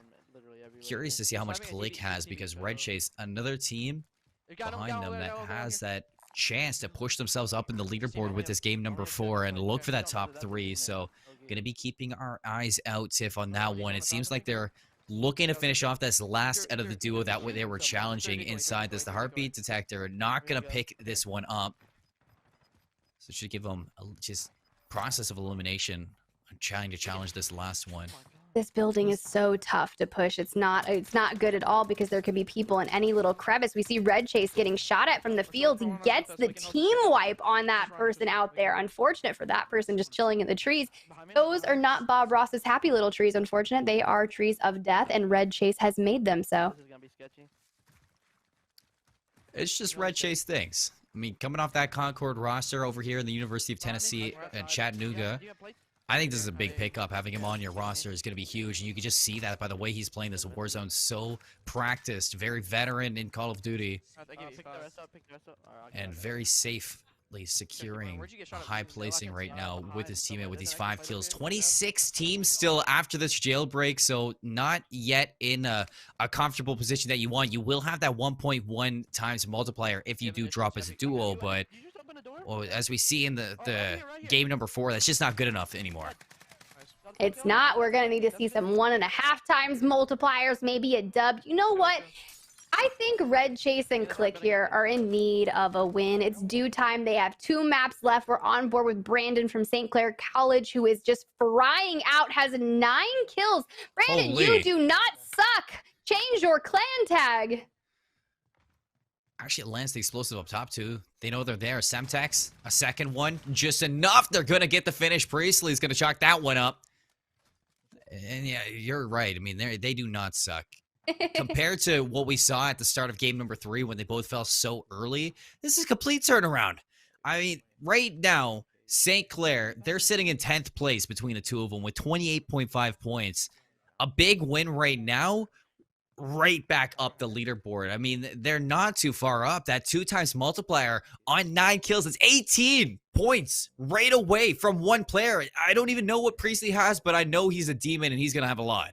Exactly. And that's what the teams in the prize money right now that are sitting 1 through 3rd, even 1 through 5th right now, really need to think about. Those other teams on the leaderboard could easily make a play for the placement, right? You just have to have a solid game. We cut to Chris Radial, who has 7 elims, picks up another one, has the money to buy back Thugger, but they're here in, Stadium. This is a really area full of high action, and it's hard to bring teammates back here because a lot of the action, this is a primary spot that a lot of teams rotate through. He's looking at the buy station, trying to make sure there's no one lurking out in the field that's going to shoot him. He's going to get the res off on Thugger. Coming back to Verdance, there's plenty of loot here, but he just needs to get down here kind of quickly to get his stuff back. They don't have far to go to get to the next circle. This duo, they have been plagued with high kills, low placings. So high kill, high placing would be some way to turn it around for them. They have an idea where more are going to be pushing it over the horizon, waiting for them, setting the trap to spring. Thugger alongside him now back into the mix. This is a big one now. Having these two together could be the start of something new. And with this player who's on the edge of the circle, they basically have them dead to rights. It's only a matter of time before they close this in. It's going to be a miracle for this team to pull themselves out of it. Yeah. Oh, exactly. We cut to Wilkish, who gets downed by Chris Radial. That is who they were hunting. Hey, that's better than 50th though. No bullshit. I think we just saw a little bit into the future. Hey, At that we point. saw it happen. Unfortunately, Wilkish goes down with 3 kills. Very unfortunate for Wilkish and Dakota to go out there. It's number 14 too. Saying goodbye to this round. Not too bad of a placing, but once again, like I was saying, Tiff, it's not good enough towards the end now. You want those high placings, high kill lobbies. You look at J Ray and Paxton, heavy hitters after the last one. I'm not sure if Paxton has that sniper rifle in the back pocket, but they have 7 elims. So I mean that's it. And yeah, they do have the sniper rifles. You're looking at them to snap some shots out. Maybe aims for some headshots, some nice early elims. We're looking at that sonar now as we switch point of views over to the farmlands. Oh, I love that out of Effectini. It's something that we really don't see too much in customs, but it's actually one of the most underrated items that you can do. That's the recon drone, and it's really great to use to get a feel because your teammate, while safe, can use the recon drone and ping the nearby enemies, while your teammate can kind of sprack here in that sense, can look and maybe get some shots off. Love it. You gotta love it. You know, it's something that always gets me, Tiff. And this is whenever you jump off the roof in Warzone, I always forget there's a parachute behind you. You know, I like sometimes it's not feeling this. Somebody who comes from playing Apex as a battle royale and that stuff, I'm just expecting them to hit the ground. So knowing in Warzone that there is damage, fall damage, it's just I always just get a little bit worried, but I mean, not worried enough. Nobody's breaking their ankles yet. Back to Chris Riddle and Thugger, they're keeping it going. Hey, 9 kills on Chris Radial alone. And, you know, we're getting ready to approach the 5th circle. So things are starting to close in. We're approaching that 1.3x multiplier. So as these teams start to rack up the kills and get in that higher multiplier, we could see some significant changes to the leaderboard after map 4. And you know what? Maybe we'll see a different team take the dub. Unfortunately, Thugger goes down. Is this Paxton and J-Ray pushing in on Chris Radial and Thugger? It looks like maybe Paxton was the one who sniped Thugger. Sharks in the water.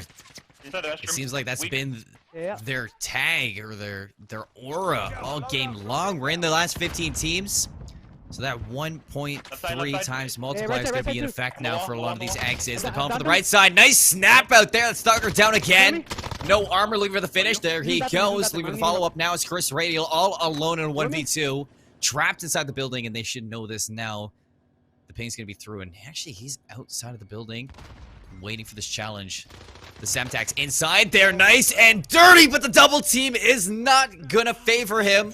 So the 1v2, it is Chris Radial and Thugger out in 14th place. Oh my gosh, that is so unfortunate, but very well played by J-Ray and Paxton. That's what you have to do. You have to work together. Team shoot people, because had Chris Radial gotten a knock, maybe they would have, that could have turned out a little different for them. But you know what? Paxton sitting with 8 kills, driving the Bertha up the stairs and looking to get into ring. Come on, wait for your teammate Paxton. Are you guys going to split up here? But that's the thing. This Bertha looks a little bit healthy. They're in the 1.3x multiplier, looking to get in that 1.5x. We cut to 100k, who just takes down Rafe and is rezzing his teammate Sarah. You know what? They've got 5 kills just on one of the players. This is another good game for them. They could go back to back. If they go back to back, that would be magnificent. It would just skyrocket their stonks to the next level, to the moon. In fact, as that is just something you'd invest in. Hey, and that Paxton looking behind them, actually, this is where they came from, where they killed Thugger and Chris Radial, so they have an idea somebody's escaping the smoke. And gonna die? oh, they have it locked down, Tiff. This is exactly what they need to be doing. You know, they're looking to hold the ring in case anyone is trying to rotate in last minute. The thing is, we're going to see some teams that are holding the buildings that are available in the ring right now. Sprack getting the res off on Effectini. This is great right here. As long as they don't get pushed, they get it off. They can kind of regain, get re-shielded up. Hopefully, you know, I'm really surprised no one pushed that. Red Chase out here still alive. He has to run. Yeah, he has to run. One with the nature as Oh, well. you know what? They're actually the ones that are sitting outside of Effectini and Sprack. They're waiting for them to heal up and try to rotate out, but they have a clean shot. All they have to do is try to get out of that building. Oh, however, Click, very low. Red Chase backing him up, gets the down. Now it's time to collapse. Feed off of this situation. Shots on the armor. They're trying to get in there, looking for the break.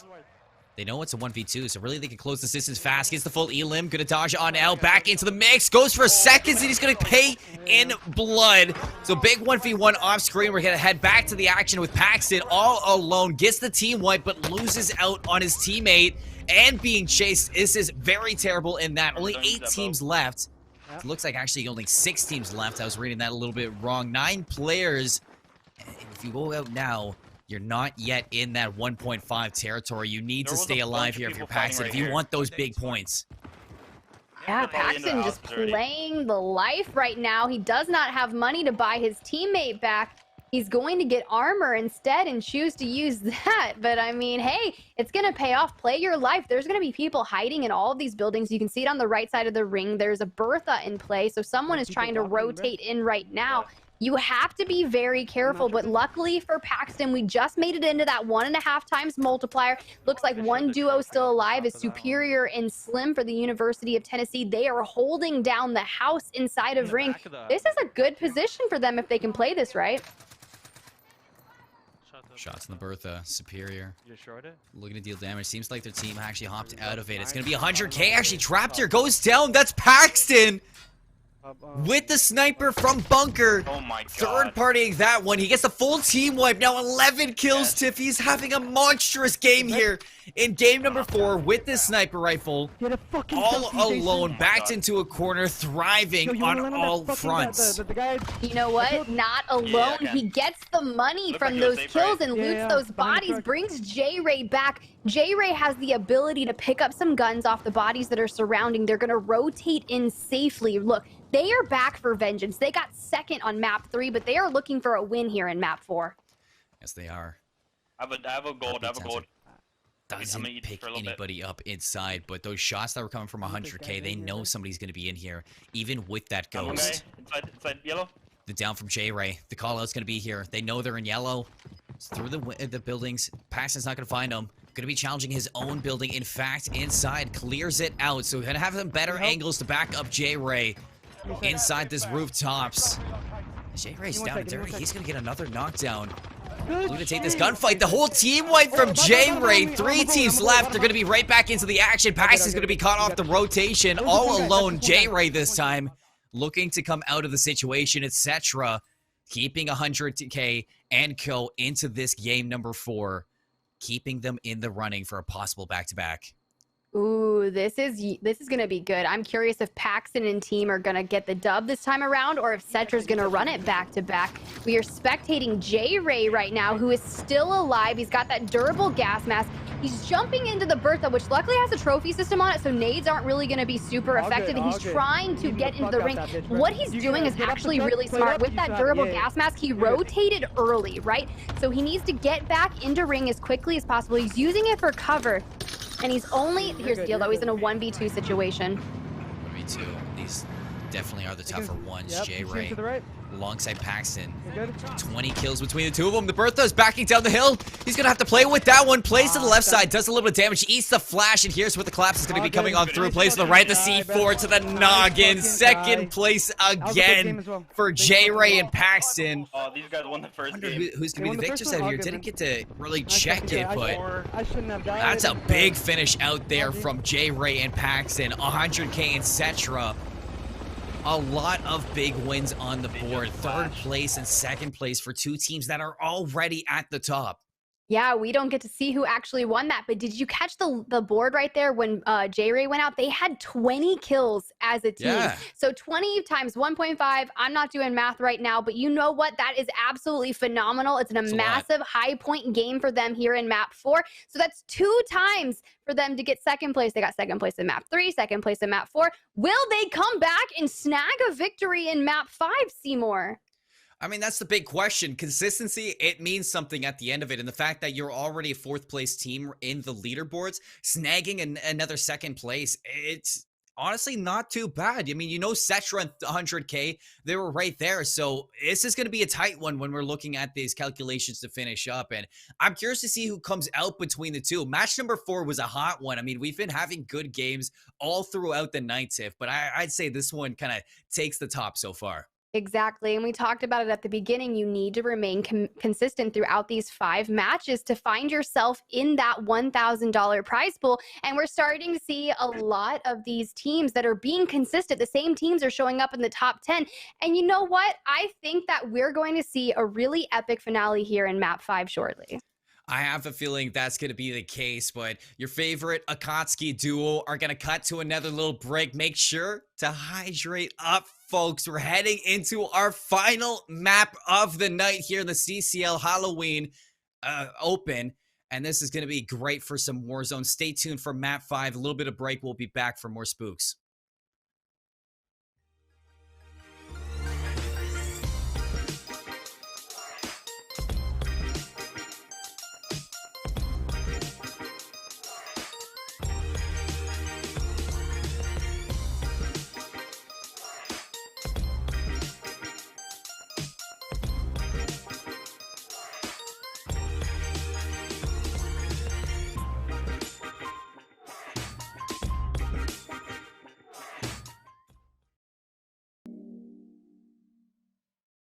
Four games out of the picture. We're heading into the 5th one very shortly. You're here with the CCL Halloween Warzone Open. My name's Seymour. Aside me is the lovely Spider Tiff. We've been bringing you this action all day long, and it is not disappointing. Isn't that right, Spider Tiff? No, it is definitely not disappointing at all. Map 3 and map 4 have heated up so much. The intense action that we've been seeing in some of these ending zones has been absolutely amazing. We just saw map 4. It looked like someone died and lost the game to a C4. Look, pure explosions. That's not how you really want to go out. However, I think that team just got second 2 rounds in a row. So I'm hoping that J-Ray and Paxton are going to come back in map 5 with vengeance and end it out with a dub. Well, usually when they say go out with a bang, you want to be the one making the bang instead of the one being blown up by a C4. That's how I look at it. I'm sure that's how a lot of people look at it. So maybe not the way you want to go out, but here as we observe the world in our Akatsuki cloaks, just looking at pure carnage, chaos, and pain from the players. Let's also look at the leaderboards from this one, because coming out of game number 4, you look at Cetra 100K maintaining their first place spot with 83.5 points, all the way up at the top. The second place team, Paxton and J-Ray, 79.8. So very close together after that one. They had a second and third placing, I'm pretty sure, in the last one. Very close indeed to the both of them. But if you're looking at the whole top 3, because that's what the pricing is going to be, DJ Mooncow and Babatunde still with that third place marker. But the thing is, third place has 56.4 points. That is a big difference from second and first. Yeah, I definitely see more. So what you're going to see here going into map 5, our final match of the day, while these teams are fighting for a $1,000 prize pool split between first through third place, Cetra and 100K are in the lead of second place by 4 points. Then you drop down about 22 points to third place DJ Mookow. But here's the deal. Look at 4th, 5th, and 6th. There is 5 points separating those teams, and they are 2 points behind that third place. So it's looking like we're at a battle for that third place spot. So I think going into map 5 here, we're going to see a lot of competition looking for people trying to edge into that top 3 and get a slice of that $1,000 prize. All right, so if you're DJ Mookow and Babatunde, Seymour, what are you going to do differently here in map 5 to solidify your spot in that prize money? You need kills. You need kills, and you need to live. I know that's really hard to say in the same question, but it's this last game. There's nothing more. You need to do it. It's do or die for this team, and your spot is very dangerously in the sights of that 4th place team and 5th place team. So you need to maintain these eliminations while also maintaining a spot towards the end of the game, because a lot of these teams here, Mickey, Chris Radial, DJ Mooncow, like all these players have been plagued with early deaths and early fallouts to the games. And they've been getting high kill games. The only thing is the placings are the ones that are keeping them away from that first place, second place, third place spot. And if, like I said, if one game goes their way and they get a high placing with their high elimination game, it's just a combo that's meant for victory and meant for success. So you have to be scared if you're DJ Mukau and Babatunde, because it's not just enough if you live to see the end of the game. You also need to make sure that you're keeping up with players like Mickey and Peak, players like Chris Riddle and Thugger, who have been dropping 9 kills to each player. So it's a tough situation to be in. Yeah, completely. I mean, that's the thing is you really have to play it safe, but you also have to get those kills. And like you said, that high risk, high reward, but we need to see you there end game with at least 5+ kills, because you are fighting off the hungry duos that are looking to break into that prize money. Chat, if you're sitting here, who are you hoping kind of gets into that prize money? We've got Texas A&M International, Texas State University, and Purdue sitting in third, right? Who are we rooting for, chat? We've got Beto in chat, Stansberry, oh my gosh, and Sean J Gaming, one of the World Series of Warzone upcoming champions in the chat. Hello and congrats on that. That's going to be really, really exciting. We see 2 UTC in top 10. Tiff, I'm dropping 30. Okay, Thugger in chat saying he's about to drop a 30 bomb. Okay. Thugger, I need to see it. I need to see it. We're going to manifest that for you. Maybe throw a heli on someone. Beto in chat is saying Purdue. Let's go. Red Chase in chat, who is frying out in map 4. Would love to see a dub out of them. You know, this is where they need to lay it all on the line. This is the final map of the day. We're talking about $1,000 in prize money here. $1,000 split 3 ways, 600 for first, 300 for second, 100 for third. So I mean, 100 is okay, but you know, split between 2 people, $50 for each. You want that $600 at the start. That's where the big prizes come through, because I mean, it's honestly like through 1,000, like walking away is gonna be a good prize no matter where you are. But I think if you're looking at Purdue University, DJ Mukau, Babatunde, that $100 prize, that third place spot is troublesome in that state.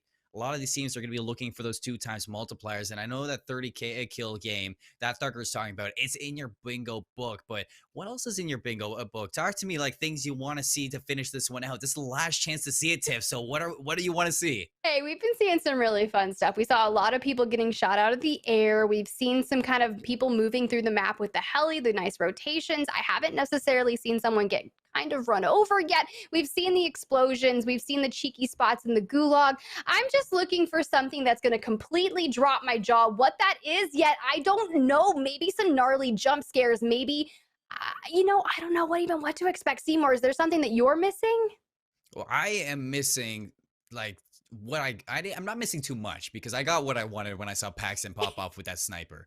When I saw him go ham with that Car 98, it was just that's exactly what I want to see. I just want to see sniping montages from these demons. I know the CCL kids, they have been deprived of snipers for a whole year, and now is where you can just let that loose right now on the college COD stream. Show us exactly how good you are with those precision rifles. But I don't think I am really looking for too much else. I would love to see somebody throw a helicopter at another team. I think that I'm on board with you on that one. I'd love to see a 30 kill game. I think it's just, I want to see action, and I haven't been deprived of action yet. It's been very exciting throughout all 4 games. And I think that just a good closer, some high paced kills, some last ditch efforts from these teams to make it into that top 3. It's do or die for a lot of these teams. So I'm expecting aggression. Yeah, typically in some tournaments, we always see it come down to the final match of the day. That's when things really shake up. And I've seen a lot of people lose out on prize pools by 1 point. So keep that in mind if you're in chat and you're in the final match of the day, make sure that you are getting every kill. If you're sniping, make sure you get your thirst. Keep those kill streaks on board, because you don't want to be the person in 4th place. Look, if you're not first, you're last. Or I guess if you're 4th, you're last. Amen. Essentially here. So exactly, Seymour. So you need to make sure that you're getting all of your downs, get your thirsts, make sure you're being aggressive, because do not be the team that loses out on that prize money by 1 point. Yeah, Ricky Bobby said it best. If you're not first, you're last. And you're right, in this case, 4th. So you got to watch out for that one. It's crazy to see the differences. I'm like, as I look through the leaderboard, because when you look at 3rd place, it's up for grabs for sure. But I mean, it's not till like I'd say about 16th place, 17th place that you really see the differences for a lot of these teams. Like 16th place is where we get into the 29s outside of 30s. And right there, you're looking at, you need to get that first place. You need to get that 2 times multiplier if you want a chance at breaking into that top 3. So a lot of these teams are going to have to go dig deep into what they have to offer and show what they got. But while we're waiting for this game to go through, Tiff, we haven't really talked about it because Vanguard is just around the corner right now. And since we're casting Warzone here, we just got the announcement. We just got to see a little bit of the new map that's coming through. What were your thoughts so far of what we saw?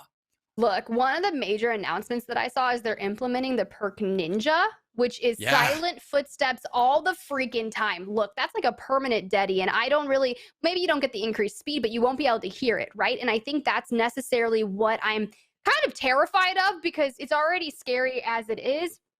So that's one of those things that I'm looking up. The new map, the island of Caldera, you know, the Pacific, it looks absolutely beautiful. The colors, everything looks magnificent. Seymour, what are you thinking for Vanguard, for the new map of Warzone? Anything in particular that stood out to you? I think the one thing that stood out to me the most is how colorful it was and how exciting. That's really what piqued me. I mean, like, it looks like they're adding planes in too. So I mean, like, if you put that plane in, it's gonna be fun to fly around. It gives you that like old Battlefield-esque gameplay that I'm used to enjoy back in the day. But I mean, if you add in a big map like that in the Pacific, and you got the palm trees, you got just the luscious green fields and the mountains too. The mountains looked crazy as well, as that you were going to be scaling this map vertically most of the time, it seems like. So there's going to be a lot of places to check and a lot of places to cover. And I think that's what's going to be exciting, is the amount of playability I think this is going to have with how wide and how open, how crazy big this map is looking. I love how you say that. We're going to have the scalability. This is coming from Warzone you're talking about, where we get stuck on any little pebble in existence. You can't really scale rocks while playing Warzone. I frequently get stuck just trying to climb up a little trail. So I'm really curious to see if I'm going to be able to scale a mountain, channel my inner mountain goat, maybe get a sniper and kind of just make my way to the top of the mountain, assert my dominance, and take some headshots. It's definitely going to be a big thing to watch out for into this one. And I mean, we apologize for the break, everybody. This is we're trying to get this lobby back together. It did crash into this one, so as we get these teams back into it, we will be filling this up as quick as we can so we can get through with this last game. I know you're all eager to see who walks away with this one, but Tiff, I mean, we're starting to see the lobby close. I haven't, or not the lobby close, but the leaderboard close together. And I know we have that first place, second place really high up there, but is there anybody you really want to see overtake this? I mean, the thing is, if anyone's going to overtake it, you look down to 10th place. They got 39.2 points. That's almost a 50-point difference between the first place, right? So at that point, you're going to have to take home at least a 30-point game, right? So that's a 15 kill. That's going to get you up to the top, but then you're going to have to do some more, because we know that Cetra, 100K, Paxton, J-Ray, these teams that are up on the top of the leaderboard are up there for a reason. Now, unless for some reason they come in and they have an extremely chalked game, I have a feeling that they're going to kind of remain there. So if someone wants to overtake the people that are in the top of the leaderboard right now, you're going to have to throw down an absolutely amazing game and just play the best game of your life. Come in incredibly confident. And I think that's exactly what we're going to see, hopefully, someone do. But maybe the confidence is going to come from the people already in the top of the leaderboard. I think one of the best things I've seen so far, aside from the sniping, is the gulags have been exciting as well. It's been very close. We've been seeing some players kind of walk away with 30 HP and winning the lobby at a disadvantage. But I think what's super exciting going into this fifth one is that a lot of these teams are definitely going to be trying to avoid that right away. And when you get into it, that's going to be your last chance. So I think we're about to see some crazy plays, Tiff, inside the gulag.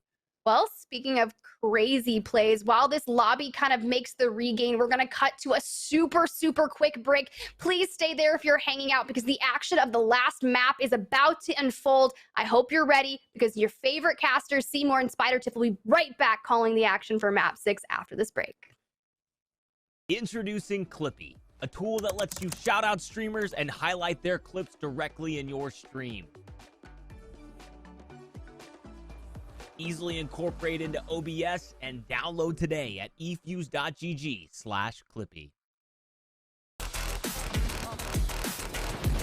And we are back right into the action tip for game number 5. The last game here in the CCL Halloween Warzone Open. Do or die for a lot of teams, and for a lot of other ones, it is just looking to maintain your top position for that prizing. You got 1K on the line, $600 for first place, $300 for second, $100 for first. This is where it's all going to be decided. You're not lying. We are about to see either some heartbreaks or some intense miracles for some teams. I'm curious to see how this one's going to end up. We're getting a quick look at the circle. Unfortunately, we're looking to see half of the map already out of bounds. It's leaning towards Summit, and the drive-through line, that's not what you call it. The fly-in line, I can't think of what they call it. But anyways, it's a straight line. It's on the right side of the map. Unfortunately, this doesn't leave people very much room to fly in on. Everyone's going to kind of cut to their left. I'd be curious to see if anyone actually went lumber and farmland, but that would actually be smart. If I was dropping in right now on map 6 trying to play it safe, I would go lumber and look for the rotation. Seymour, what about you? Okay, you know, lumber seems pretty safe, but honestly, if I was me, I like chaos. I like to see the world burn, so I'm just going to drop right into the middle of it, right into the action, and that seems like where 100K and Cetra are looking to go. It's going to be a slow one, but they are trying to make their way over to the factories.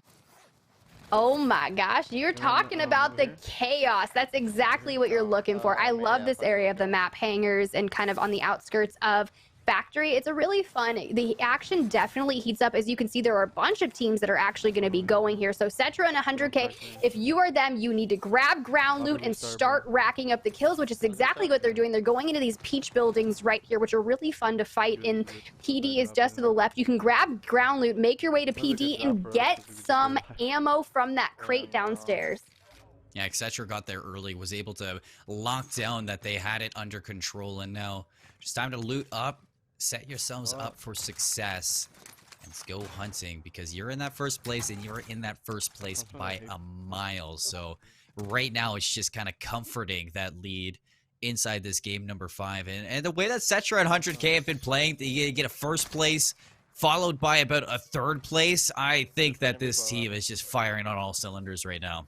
I think that the team synergy is definitely there. They work very well together, and I think they kind of have the formula for success down right now. And I think at this point, they're just looking to capitalize on that. They don't necessarily want to give up their first place lead right now to Paxton and J. Ray from Texas State University, and they're going in. Unfortunately, 100K is going to get knocked by Leroy in factory. Well, I think the most unfortunate thing is that a couple of these teams have actually been scattered around the whole place, so we are actually going to be resetting the lobby one more time, Tiff. And I don't even think that's the worst of it, because I think the worst of it is that you killed 100K and Cetra right off the bat, and you would have maybe been able to kind of back them up against the wall if they lose their gulags and take those first place teams out right away. I think having a reset is just giving 100K and Cetra another chance to hold on to their lead by a mile. But I mean, you see 100K wins this gulag anyways, but it's not going to matter right now. That's true. We're going to have the lobby reset, but this is just practice for them. You can see the teams are dwindling. They're backing out. 100K is like, you know what? Let me get some more practice in. I'm going back in, folks. It's tough out here, and we apologize for all the resets for this lobby, but it's hard. I mean, let alone getting 150 players into a lobby altogether, getting 150 students into a lobby. I mean, it's hard enough to get them to go to classes sometimes. I know I had trouble going to my classes when I was in Call of Duty, or I was in college, not Call of Duty. Well, that would be really unique. I would love to see you as an operator in Call of Duty, Seymour. That would be pretty, you know, Activision, if you hear, my DMs are open. Can we get some Akatsuki operators for Warzone, please? We just got Ghostface and Frank the cool. Rabbit, but what about some Akatsuki members? I think you're right. That would be super cool. I think if they started to implement stuff like that, that would be an immediate buy from myself. I would have to pick it up. It's a no-brainer at that point. It's some of my favorite things in the world. But I mean, Activision once again. I mean, you saw Team Liquid do it. Why not? You know, you see how good that was. Hey, I completely agree. We have people in chat saying we don't actually go to class. So one of the things that I noticed when I was in school is that most people would bribe the college students with food. I'm not saying that we're Okay. going to do that, but I mean, sometimes it takes a little bit of ice cream, maybe some pizza, a free shirt. No. Ice cream? I'd be so down. I could go for some. Maybe after this, I'm gonna go get some ice cream. It is pretty late, so it'd be nice to just kind of settle down after some crazy Warzone with some ice cream. But this is crazy because again, I was kind of setting up towards the end, or towards resetting that lobby. Is that 100K and Cetra both were knocked into the gulag right off the bat. And I was talking about Brandon and Priestley from St. Clair a couple games earlier when we hopped into the game number 3. They got sent to the gulag immediately, and then we had a reset in that game, so they had another chance. Well, I think this is just kind of another chance blown out of proportion because this is still the number 1 team, and if they were knocked out that early, first place probably would have been up for grabs by Paxton and J-Ray.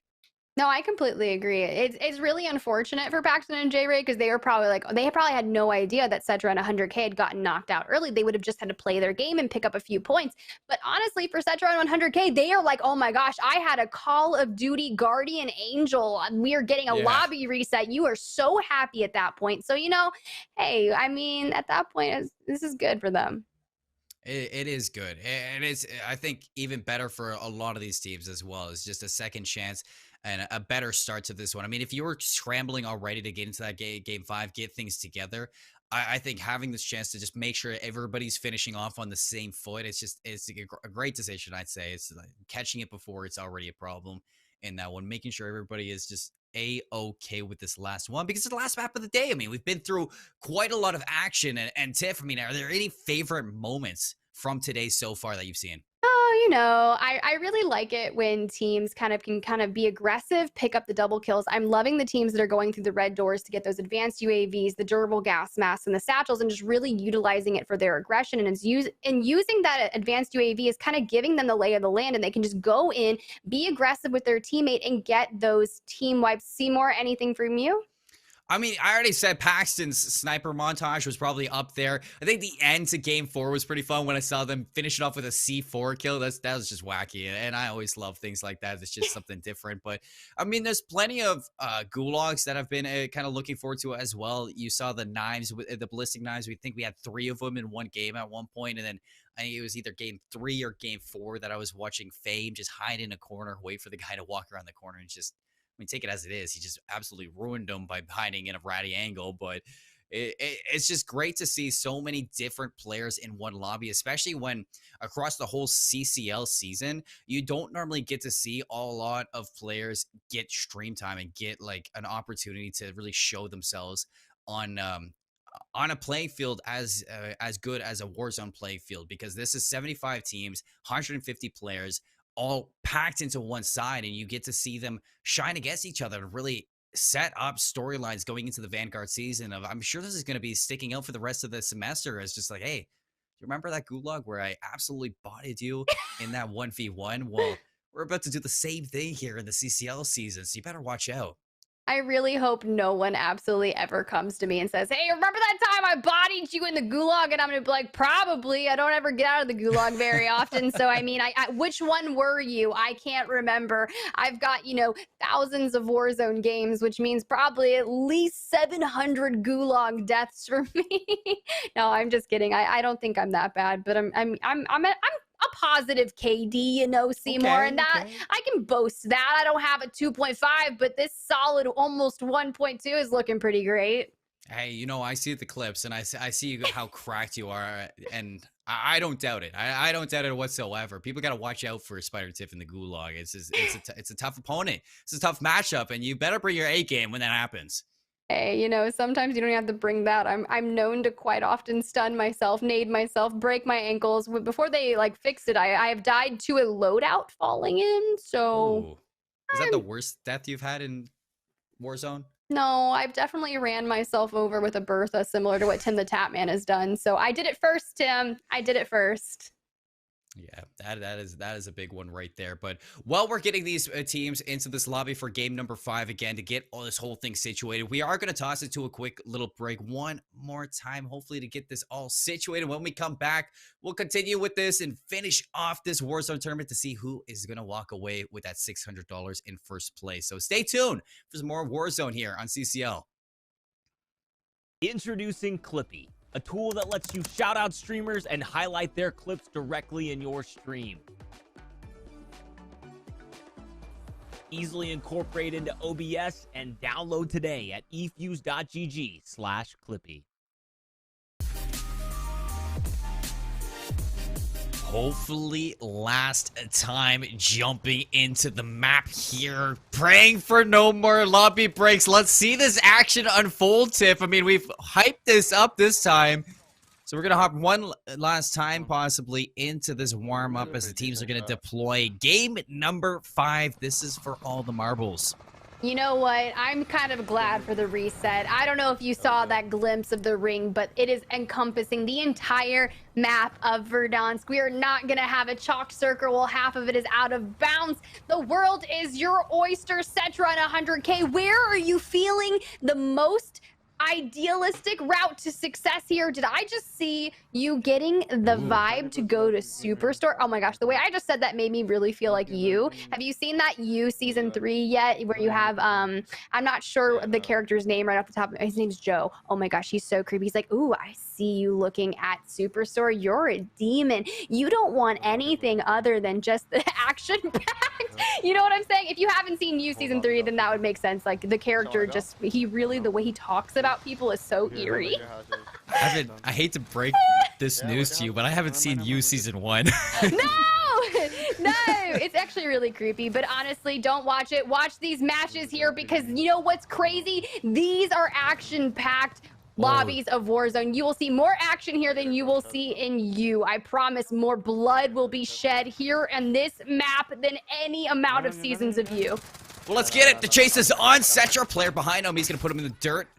Trace going back and forth. 100K now dancing around, down and out. A team wipe right away. Cetra and 100K start off strong. This is an interesting drop onto Superstore, looking for some high kill games. We're going to hop over to Calby against Gravity here. The stun's going to come on board. Stoner in hand, taking a few shots now, dashing over to the overtime flag. Not popped just yet, but very soon to be.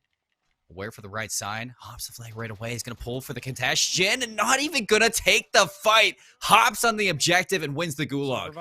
Oh, here we go. We got Beaster in the gulag with the Stoner 63 as well. I love how many players are actually drop-shotting and going prone. He's going to throw the thermite because he thinks he has an idea. He gets a hit, but it is not going to be a down, so he has to get some shots off, and he does. He's going to join his teammate back into Verdansk. That is not the end of You in map 6. You are surviving. Let's go. Wait, what the fuck just happened here? Honestly, that was so smart too. Process of elimination. I threw a thermite grenade. He's got to move to the right. Peeks out there. Basically free kill because he was already damaged out. So excellent use of utility. Now going to be redeploying into the map with Tippin, their counterpart, Beaser, back in this chance. 88 teams here left alive. Alright, I got a and there is a lot of hunting to be going through. Remington in hand. Yeah, this is very interesting. He landed kind of near his teammate, right? But his teammate had taken a red door, so they had an advanced UAV. They've got money. 100K finds himself in the gulag with a Diamante and the world's most horrific freaking scope. He'll get a hit on the stun. Easy dubs right there. He will get the victory and join Cetra back onto the map.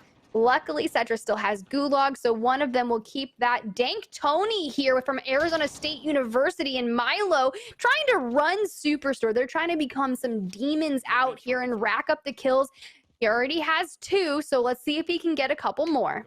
I mean, if you follow me at all, you already know I'm a big fan of Milo. Milo Thatch. That is so I'm hopping on board right now with the Arizona State University. Tony, shots on. Damage to the armor, but not able to crack it. So you're going to have to take a different avenue, a different route around the Superstore. Finds him backed up. There's the down, the elimination, and the team wipe all in one prompt. We're going to hop on over to somebody new. Zypho's taking some heavy action right there, but the nice turn and burn swaps over. Team wipe for himself with the Diamante. 2 kills for this squad. And he's got to stay alive because his teammate's down.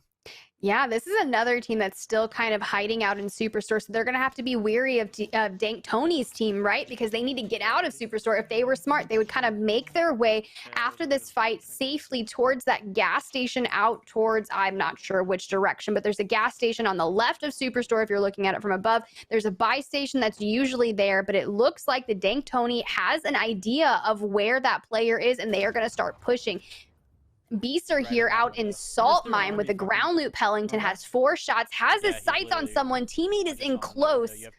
They are getting on the aggressive front, which is exactly what we wanted to see here, Seymour. Map freaking 5 of the day. Let's get wild. Beasts are being tracked. Shots from behind. He's got to turn around now. Aiming for these heads. Kids going around the left. The one-shot kill would be absolutely insane right now. FFA are on the back pocket, so plenty of utility. We hop into the action now. Chris, Radial, and Thugger down and dirty. Still racking up those kills.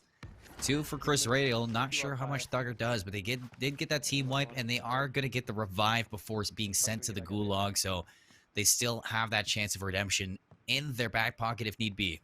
Yeah, something really cool about this team, Thugger and Chris Radial already have their loadout. So they are very quick on that aspect. They've got a heli coming in. They are lighting it up with that XM4 right now. The heli's not even going to stop, not even going to chow, but don't worry, they have a heli as well. Will they end in pursuit right now? Oh. That would be actually some Fast and the Furious stuff. Why not, right? They look like they make the call. They put a trophy system inside the helicopter, and they are in hot pursuit.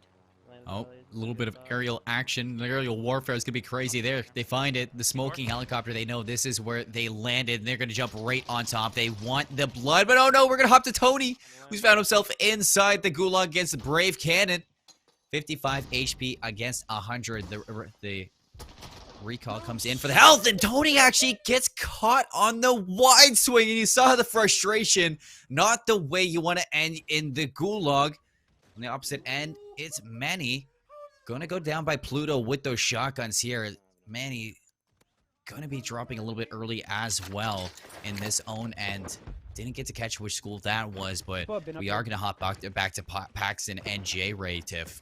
You know what? Paxton's already got 2 kills, got their loadout. He's got his car 98 out, has the heartbeat. They're on top of this building over here in kind of promenade area. And this is where they want to be. If you see the UAV going, they start scoping down, flying in. They need to push this team right here. They're going on the aggressive front because they want a chance at that first place on the leaderboard. Is king of the world right now, Chris Radio. I mean, you got the Michael Jordan webcam. You're just sitting on this roof. Not a lot of cover, let me tell you too, Tiff. I mean, you can get shot at so many different avenues. He's feeling himself right here. Back to Paxton. He's taking some heat right now. Precision airstrike landing on there, so it's time to hit the road, Jack, because you don't want to stay there for too long. And the Great Escape should be looking to kind of wrap around and rotate to get a better take on this gunfight. I'm not with you, Jason. I'm not with you. Ooh, I'm trying to listen to some of the comms. They're trying to get a good rotation around, get a better angle on the team that's shooting them. You know, we're already right at 36 teams. We're getting close to that 1.1x multiplier that's going to go in effect at 30 teams. But in the meantime, it looks like Chris has found himself in the gulag. I told you it's a dangerous place to be in. Now look at him. This is not where you want to be, but he wins those. That's why he's the GOAT. Definitely on board with Red, Chase, and Click. They are inside an area where they also have a helicopter. We're seeing a theme here, Seymour. I think this is what we were talking about a lot earlier into this. After that map number 1, we were mentioning that the helicopters were underutilized. That you can get a lot of information just from that use. And in fact, they are actually being chased right now. The helicopter right above them. And this is going to be crazy. The helicopter actually steals theirs. This is off the minimap. I don't know if you all saw that on the minimap. That was just highway robbery with that. And you're going to hop right up to Brave Cannon on top of the roof. Nice snipe is going to lock down his 4th elimination of the match. Plenty of points right now for the 2 of them. And in a great position. I mean, right in the hot zone right now, looking to lock down some high kills. You know what I love to see in the kill cam? Actually, you don't really love to see it. It was Chris Radial going down. Paxton looks like he sniped him out of the air when he was coming back from the gulag, which is very unfortunate for that team. Oh, I thought he was going to hit it. It's so hard when people are flying in to make sure you're leading your shots properly. I struggle with this a lot. The Kar 98 is one of those things that I've decided is a lot easier to snipe with, as well as the Swiss. I do enjoy that for more kind of medium range, but if I'm going long range, I want my Kar 98. Looks like they've already grabbed Ghost, which is absolutely phenomenal. So now they're not going to show up on UAVs. No, they're not. And I think that's going to be a big play right now when you're playing in these hot zones, especially deep in the buildings. But let's take a look at Wilkish. He's got his teammate Dakota watching over him, and Dakota gets to watch Red Chase win that 1v1. We get to see that on the opposite end, almost an instant replay of that confidence. Look, he didn't even blink.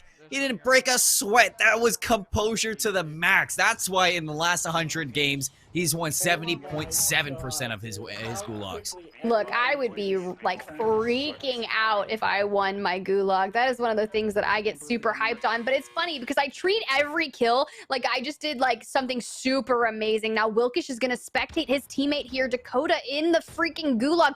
Will he get out and take his teammate back to Verdansk? Unfortunately, they will go out in 29th place with that 1.1 times multiplier. Hopefully they netted a few kills to make a difference. Effectini here in the gulag with the 1911.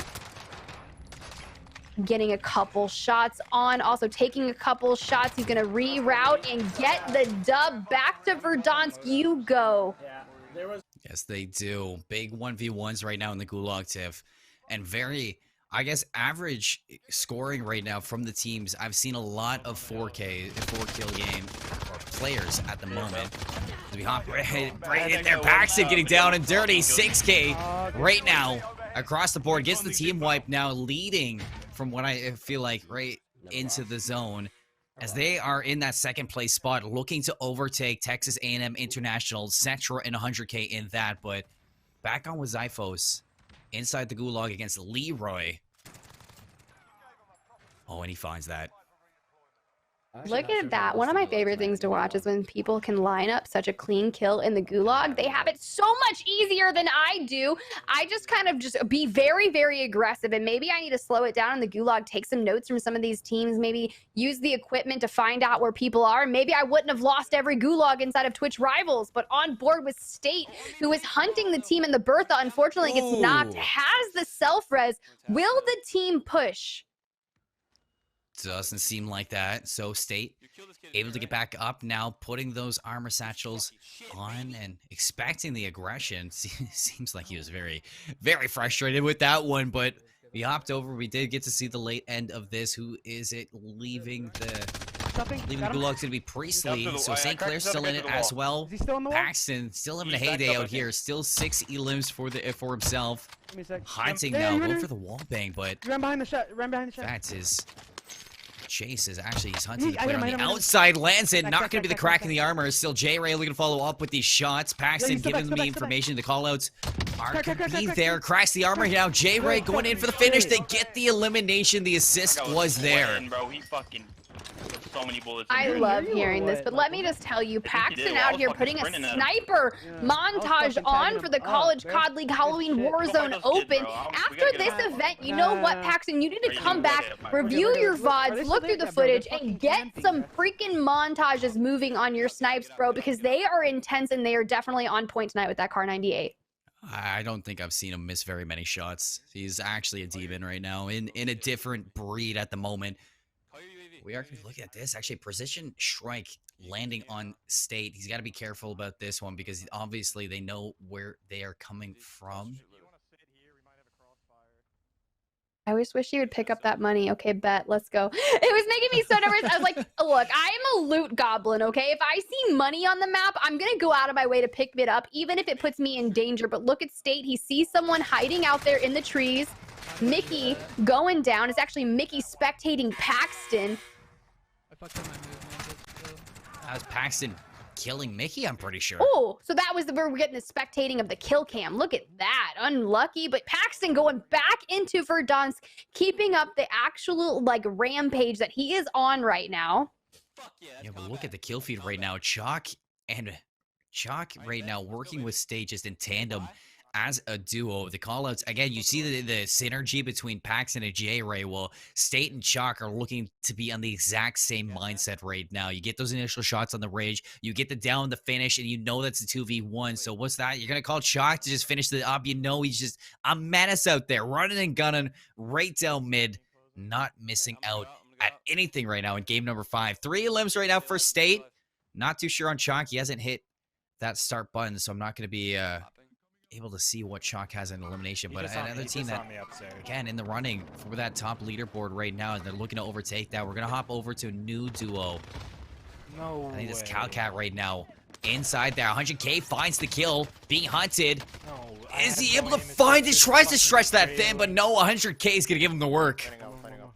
Hey, this is going to prove why this team is at the top of the leaderboard right now. Cetra going down. There's another team here. He's starting to self-res. 100K is looking to kind of get a good angle on the other person inside, but I'm actually really shocked. He's watching the door so his teammate could finish self-resing, but they just picked up an advanced UAV. This is going to be absolutely clutch right here. If they can survive this, they'll get a good leg up on the competition, get some shots off for some plates. No, unfortunately, not a crack. I can't tell if a teammate over there is ghosted, if they're fighting 2 or 1. It looks like 2 dots on the mini map. They get the knock. And here's where Cetra's gonna fly. Getting up on top on the roof right away. They're pinching them at every avenue. Here they go. The collapse is in. Clean as a whistle. That's Priestley and Brandon from St. Clair College out of game 5. I'm pretty sure it was Priestley who won a gulag earlier in that one. So maybe Brandon's still alive. Maybe he still has a chance. So I'm not going to count them out just yet until I can get that confirmation in the future. But, I mean, you say it. I mean, Cetra 100K. There's a reason why they're at the top. And that synergy that we just saw, that call. As soon as you get the down in the window, Cetra hops up onto the umbrella, gets onto the roof, through the window, has the pinch with Cetra right underneath him. They played that perfectly, Tiff. Exactly. They played it so well. And honestly, look at 100K right here. He still has that advanced UAV on board. I'm curious when they're going to pop that. Maybe save it for maybe when the ring is getting a little bit smaller. They're at 16 teams left. They're almost to the 1.3x multiplier. This is exactly where you want to be if you're trying to retain the lead. We're on board with State and Chalk right now. It looks like they just did a supply run to maybe get either a free buyback later or just get some self-res. It's not a bad, tactical to do in case one goes to the gulag, but they both have self-reses. They have the durable gas masks. They are kitted out. Why not, right? Imagine if we got another jailbreak in game number 5. That would be ridiculous to get 3 jailbreaks in 5 matches. I mean, look, there's a lot of things that happen in these custom maps, and that would not be the wildest thing that I've seen happen. Oh, okay. Well, maybe we'll get to see something absolutely crazy. State right now has the ping on somebody over the ridge, especially with that UAV. They could see him. Not going to be coming up on the heartbeat sensor, but they have an idea on where this player is going to be. So the slow play is going to be good if they can collapse on him. You see Chalk on the minimap taking that Bertho way, way out of this right now. So they're going to be setting up some 2 long sight lines onto this player up on the ridge. They want to confirm this from 2 different angles. Make sure they can lock it down. There's the crack on the armor. Good shots out here from State. Chalk's to come in looking to finish this one off, and a down from the nade. In fact, State now, they want to go for seconds. I think close to me. Hey, this is what you need. You need to start racking up all the kills here. I mean, if you want to shoot yourself up the leaderboard and try to get a chance at that top 3, this is how you have to do it. They are doing everything in their power to rack up as many kills as they can. They're playing the outside of the circle, trying to get the teams that are rotating in. Now they need to see where is the new circle going to land, and it's not far from them, so they can move their Bertha into the ring. I love that they're keeping this Bertha. It's something that I think is really smart to do. You can use it for cover late game in case the circle pulls to an open field. As you can see, there's a lot of open ground still left in the map. There's going to be a lot of teams, I think, that are holding this hotel building up to their left right now. I have a heartbeat. Oh, okay. Just gonna be curious to see exactly if they want to push into that, or if they want to just stay around the outside, wait for the players to leave. Because you know But as we move over to Affectini, go all the way on top of the hill, honestly. they know this team's gonna be here. And look at this call out. He's saying, wrap all the way around, get up top this hill, wait for the team to leave this house, because as soon as they move out of this back room, they're dead at that. But in fact, no, the tables get turned. Effectini now in a 1v2. As this wipe is not the way they wanted to handle this gunfight. Calls for the rotation, but 200 IQ, the team hiding inside this building, was able to sniff that out and catch them on the rotation. Tags through the wall. Finds both of them. Does he know that he can shoot through some of these buildings? He's going to use the nade, but he's got that combat scout, so if he hits them, he'll see where they are. If I was him, I would use that cluster strike to divert, because it looks like there's multiple teams here, unless that's the team that just left the house, but I think that's another team pushing. No, you see it, that's Red Chase. He jumps out the side of the building and just starts lasering. Red Chase doesn't like to stay still. We're going to hop onto his POV. He's got 3 eliminations, Tiff. Hey, that's what you need to see. There's 13 teams left. They're in that 1.3x multiplier. So let's start racking up those kills. You know, we need to see some high multiplication happen here. I want to really kill one of these kids. It's going to be big. Oh, that's a Bertha out of nowhere. This comes tumbling on down. They're going to have eyes on that. Oh, and they actually get spotted, Chase. He's going to be taking some shots. A couple plates out here, and he's going to be draining the armor that he's going to have. I mean, the more you use it, the less you're going to have for when that fight actually gets into the nitty-gritty. Moving over to State, 5 limbs for himself. He's having quite a game, but since we last saw him, not catching anybody else into this game, but yeah, they are very aware of possibly somebody here. And yeah, with that heartbeat sensor, Tiff, they're going to detect 2 people on the opposite side. Yeah, they need to play this really safe. I mean, there's 19 people left in the lobby. I'm not sure. Like, look at this. That was a really clean parkour skill right there. They're going to take to the roofs and try to look down, because most of the, oh my gosh, I thought they were about to parkour to the other roof. Unfortunately, they missed it, but it doesn't matter. He's going to keep trying. You know what? This is what you use. It's called the confusion technique. You don't want to let the team inside this house know exactly what you're doing. But this is what I'm talking about when I told you I got killed from a 2nd-story window.